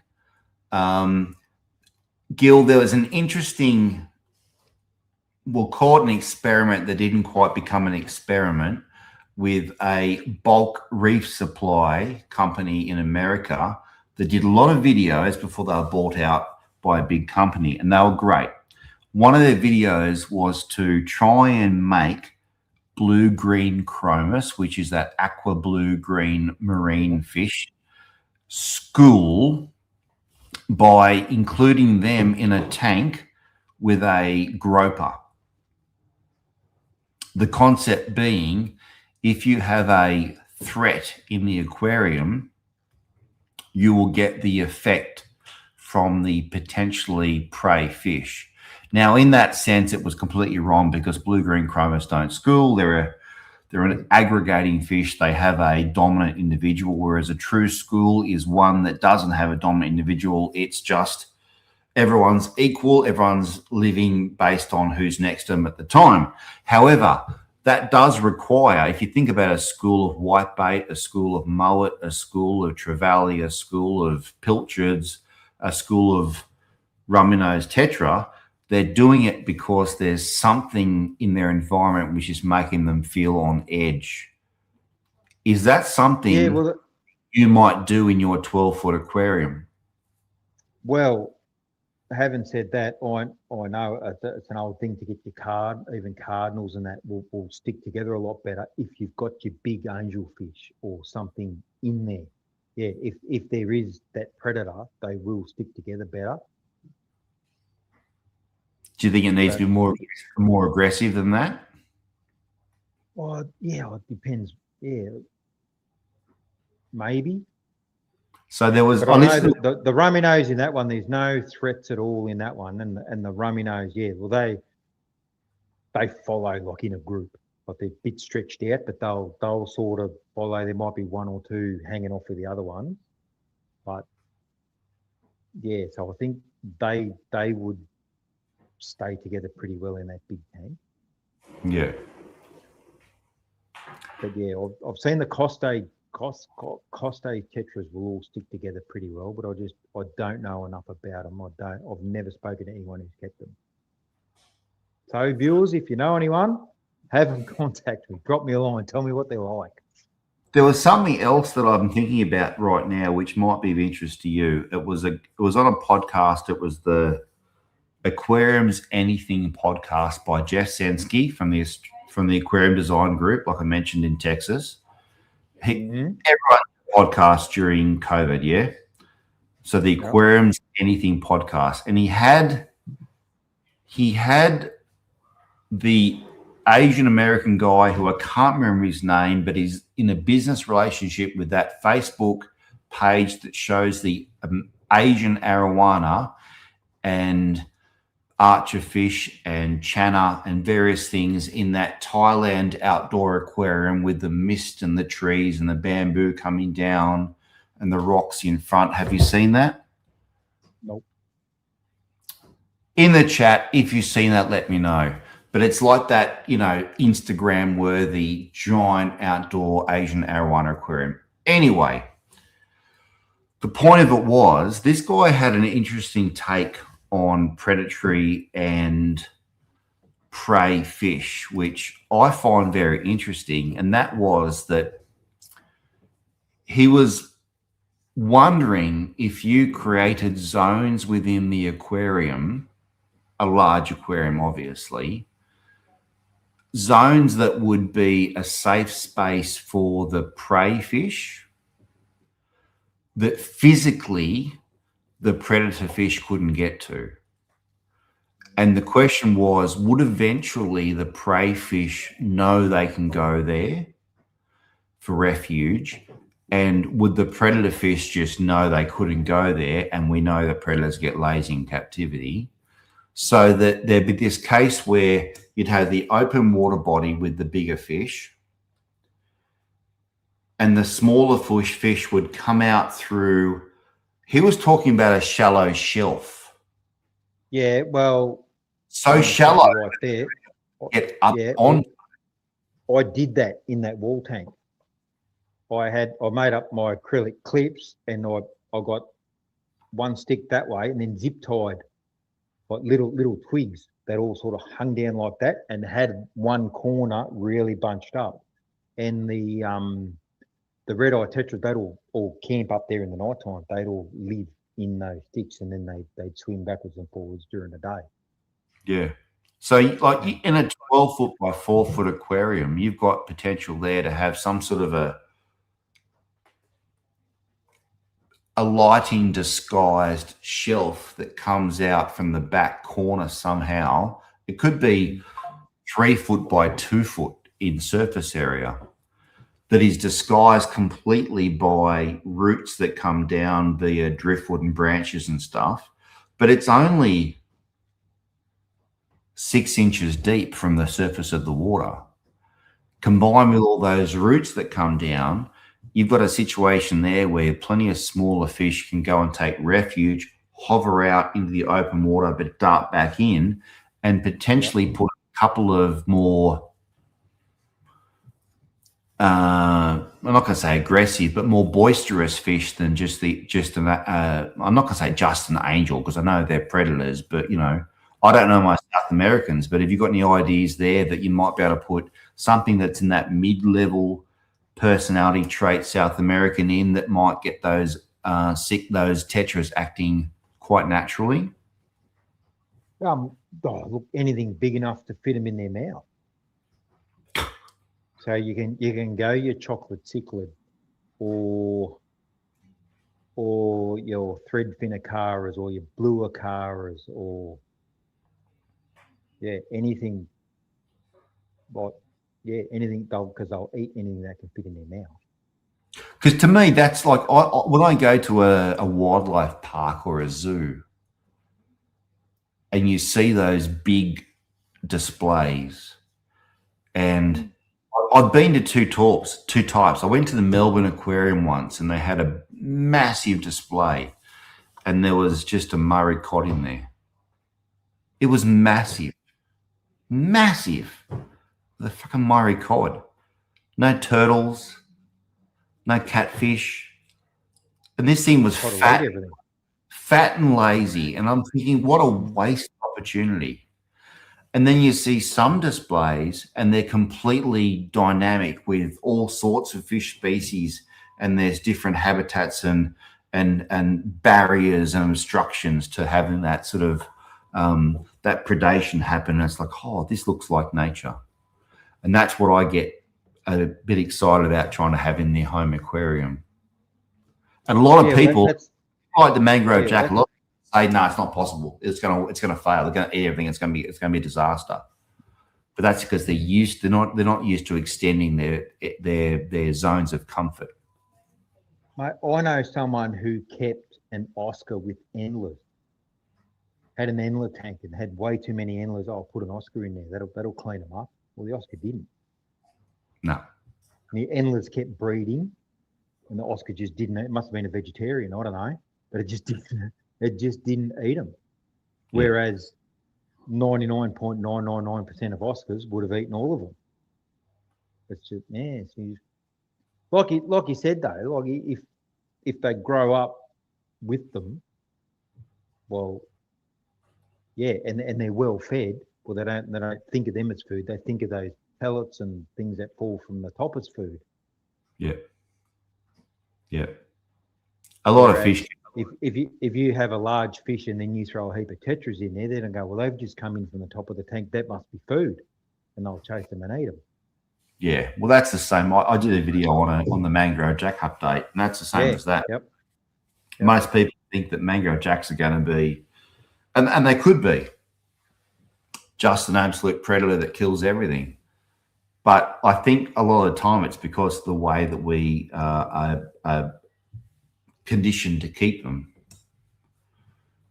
And we don't think about keeping them a little bit differently than by themselves with all sorts of prey fish being rained from above. Comments, Gil, before we call it a night, because we're on 3 hours, buddy. Yeah, well, that's all right. So, okay. So Daniel Witcher is just talking about BRS. That was the one that did the YouTube channel, the saltwater YouTube channel. It got bought out. It's rubbish now. That's big business for you. Won't go there. Simulator 898G. That's a new one tonight, Gil. We haven't seen Simulator tonight. It's funny, you know, you get these guys jump in. Obviously, things come up and they jump in and they jump out. I don't know. You get most tetras to school in a circular tank. Who has a circular tank with a rock in the middle? It's a bit like that coral tank with that paddle wheel I showed you, Gil.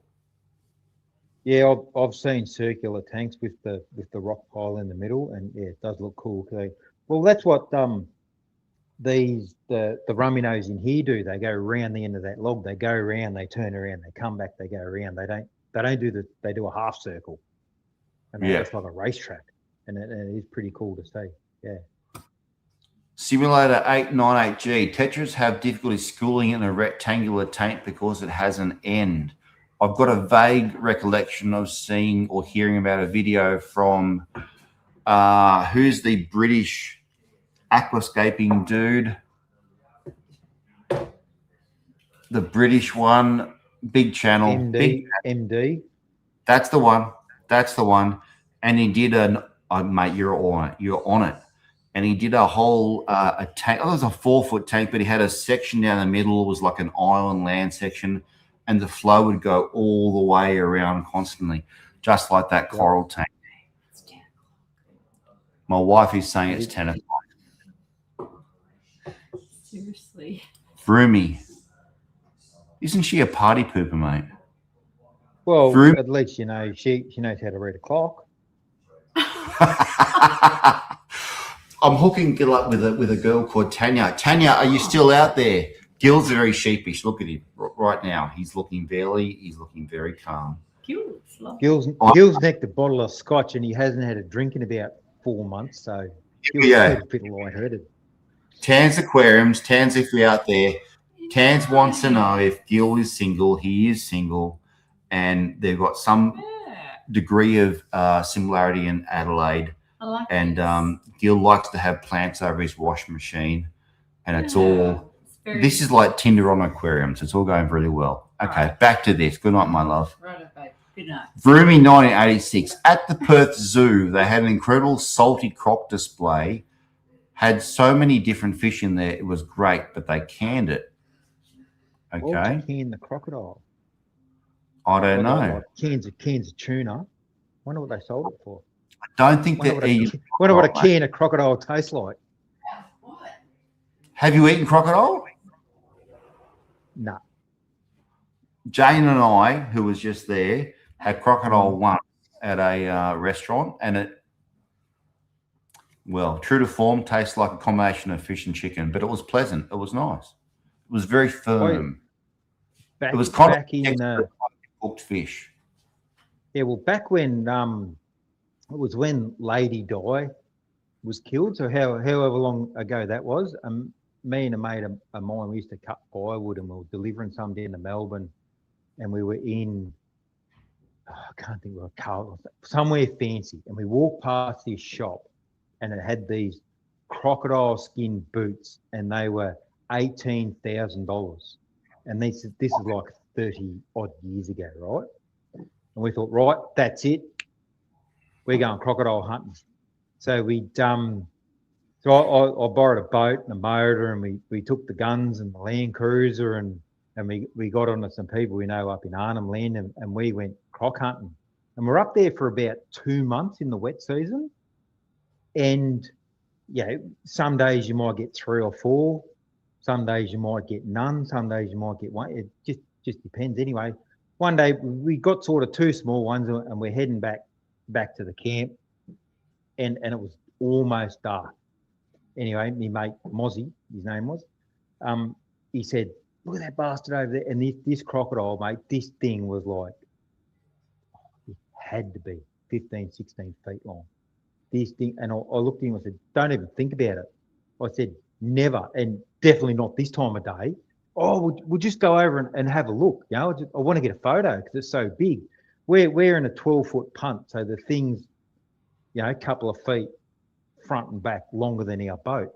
Anyway, so we get close, and I'm looking at this thing, and I look up, and Mozzie, he's got the harpoon, and he's nailed the thing behind the head, and we had like a long steel cable and a boat winch on the front of the boat. So he's hit this thing, and it took off, and it dragged us, and the boat is like this, up and down, then it stopped for 10 minutes, then it'd go again, and it's, we're up there in the middle of the night, and I've never been so scared in all my life. I thought, no, that's it. This thing's going to hit the boat. We're dead. Anyway, right on daylight, the sun had just come up, that really early dawn. We thought, nah, he's gone. He's either dead or he's just too tired to drag us anymore. So we wound him in. Anyway, we start the motor and we tow him along. We get to the bank, we bank the boat, we jump out, we're either side of him, we put the belly rope underneath, we're about to drag him out. Anyway, I looked at me mate and I said, "Mozzie," I said, "that was the longest night I've ever had and probably ever will have. If we drag this frigging crocodile out of this river and it's not wearing a pair of those boots, I'm going back to cutting wood."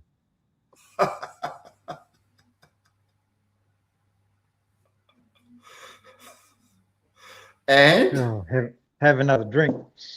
And what? Well, we were chasing crocodile skin boots. When he you wasn't wearing any. What year was this, Gil? This was back when Lady Di was killed. Okay, so I was going to the snow when I heard that remark in university, second year, third year, 1995. Now, I'm going to ask you to think about it for a minute, right? We saw crocodile skin boots, and they were selling them for $12,000. So we went north, and we killed all these crocodiles, and then we fought this big one all night. And before we dragged it out of the water, I said, if this crocodile, after all of that, isn't wearing a pair of those boots, I'm going back to cutting firewood. Do you get it? Do I get it?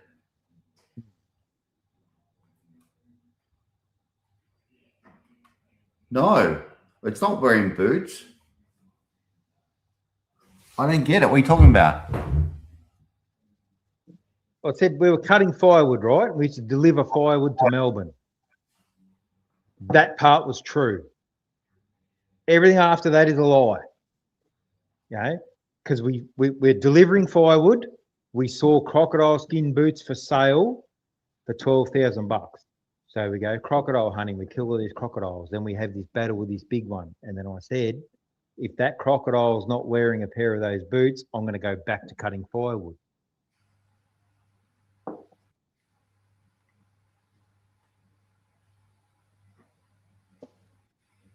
Hello, Adam's frozen. No, he's back. No, he's frozen again. Crocodile wears crocodile boots. Crocodile skin boots. Think about it tomorrow. You'll be right. Ask Mrs. Jones tomorrow. She'll explain it to you. I'm starting to question my sense of humour here, Gil. Mm. You're starting to question my sense of humour too. I am. I could have just said they reckon crocodiles can grow up to 16 feet, but I've only ever seen them with 4. But that's like pretty basic. Hey, I get that. Yeah. Hook and line. Mate, everyone in the chat gets that joke, but I don't. I don't get it. I don't get it. Because everyone in the chat is highly intelligent. Oh. You know, my daughter has said that I have adult onset conditions that are impeding my ability to understand social context. Yeah. Well, my kids had a go at me a while ago, and they said, why have you still got your comb when you haven't got any hair? And I said, it's because my favourite comb. I just can't part with it. Your comb? Well, you comb your beard, I'm assuming. No. No, my favourite comb. I just can't part with it. Oh, that's a joke. That's a joke again. I just got that. That's another joke. It's a play on words. Oh my God. See, this is the issue. I'm looking at these comments and I'm thinking I want to go and have a scotch with Praddy instead, because he's got a sense of humour. Oh, for fuck me. I just need a bit more obvious sense of humour, Gil. Yeah. So, all right. Yeah, that's all right. Now, Gil, I'll ask you. Mm-hmm. Yep. Is there anything left in your home? Oh, bloody Paul, who's Stingray, not Stingray, is saying that you got to give up on my understanding of the joke. Yeah. I'm feeling like a bit of a loner at the moment. Mm-hmm. And yep, everyone's just having a laugh at me because I don't get jokes. Yeah. Well, they're laughing at you. They're leaving some other poor bastard alone, aren't they? Yeah, well, that's true. Maybe I'm more of a slapstick comedy kind of fellow rather than an intelligent comedy. More of a Benny Hill kind of guy, aren't you? I loved Benny Hill. So did I. I grew up on Benny Hill. Now you're talking my language. Very, very colourfully. We're both 1976 models, aren't we? You're a 76 model too. Yeah, I'm only a couple of months after you. We talked about this a long time ago. So I do recall the early 80s seeing Benny Hill run around a paddock slapping girls on their bum. Yep. In British, very conservative underwear back then, which was shocking considering the fact that today's beach is a lot more shocking than that. That's my kind of comedy. Yes, that is my kind of comedy. Jill is the OG Signature Aquariums. We haven't seen Signature Aquariums all night, mate, and here they are saying you're the best. That is either Tom or Mrs. Tom that's that shop I did the tour of, the brand new shop in Adelaide that had all that really cool oddball stuff that you commented on. That was a good store. I've liked that. Yes. And like, because I follow him on the Facebook, and they've got, I can't wait to get back down there. He's got heaps more stuff, and just every time you think, oh my god. But I can't wait to get back down there. They remind me a little bit about Smith's Aquarium in Brizzy. I went there, and that was just 3 tiers of normal retail racking, and then the 4th tier higher up I think it was the 4th tier or the 3rd tier, regardless. Way up the very top was their store pets, so to speak. They had their silver arowana, their stingrays, their giant barbs, all that stuff was way up the top, like 2.5, 3 meters in the air. God knows how they did maintenance in the tanks up there. It was just weird. You felt like you were being like weighed down on by these monster fish. It was really cool. Really cool. Vroomy says that I'm here for that I'm there to give them the fish knowledge, but not the inspiration when it comes to humor. That's your job, mate. Yeah, well, I was going to be a stand-up comedian, but everyone laughed at me, so I gave it away. Guys, we're going on 3 hours and 13 minutes. My wife is complaining from the background. Is your wife complaining from the background, Gil? No wife, remember? Tanya, No. remember? Tanya, don't forget, Tanya, reach out and I'll send you his details. Thank you, Gil. No, thank you. And my shout outs, which you forgot. Oh, Jesus. Hang on. I've got to do the thing where we go straight to you on the page. No, that's not it. That's it. Go. Shout out, I Gil. think my shout outs, the first one is my pop, who kind of got me into it. The second one, there used to be this Asian guy in Rockdale in Sydney, which is Hang on. What? My lordy, you are seriously trying to play the cards now, aren't you? Right. You pulled out the washing machine house plants. You pulled out all these various, like, I'm doing all the lighting for the various decor in the house. I'm painting the ceiling the same as the walls, and now I'm shouting out my pop. And I get that because I love my pop too, and his photos in my shed too. But my God. Anyway, and the other, the second one is there used to be this Asian guy had a fish shop in Rockdale in Sydney. It's where Pop used to go. And then you go, and the shop was downstairs, but then if you were one of the chosen ones, you could go upstairs, and it's where he had all his personal. And oh my God, it was St. George. Remember it? I don't know. Look, I was a kid, mate. I was like less than 10. There was an aquarium called St. George Aquariums in Rockdale on the old highway. That was, I don't know. It was the mainstay of the Sydney fish keeping scene for decades. Yeah. Anyway, my third shout out would be to you, Adam, because I'd seen plywood tanks and all that, and I'd talked to mates like a long time ago. Oh, I wonder if you could ever build a fish tank out of swimming pool fence glass. Like, no, you can't do that. You can't do that. And then one day I'm cruising around on the YouTube, and here's this crazy dickhead up in Coffs Harbour who's actually doing it. And I thought, well, I'm going to watch this. And most people I know, you say, look, I'm thinking of doing this. They look at you, why would you do that? Or no, you can't do that. And you go, yeah, that's cool. Let's do it. And yes, I'm kind of glad we're mates, but I'm really glad we weren't mates in high school, because we'd both be in dead or in jail.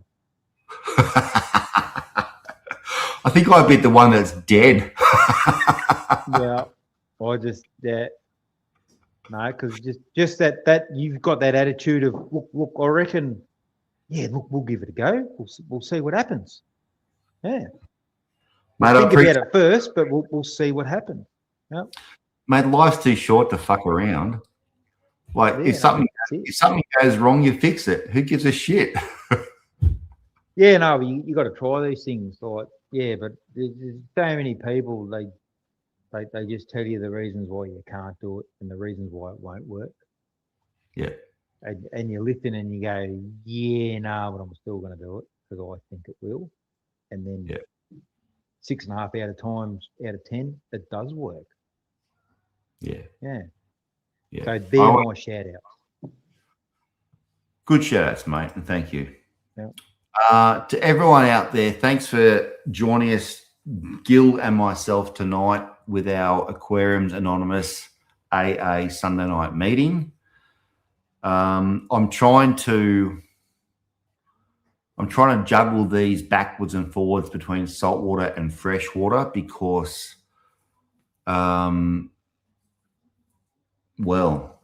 there's a pretty mixed audience out there. So I'm trying to sort of help everybody out. But at the same time, if you are a freshwater keeper and you're not in a dry desert area, have a think about saltwater. Have a think about maybe looking a little bit outside of what you would normally think saltwater is. Look up nano saltwater tanks. That'll give you some inspiration.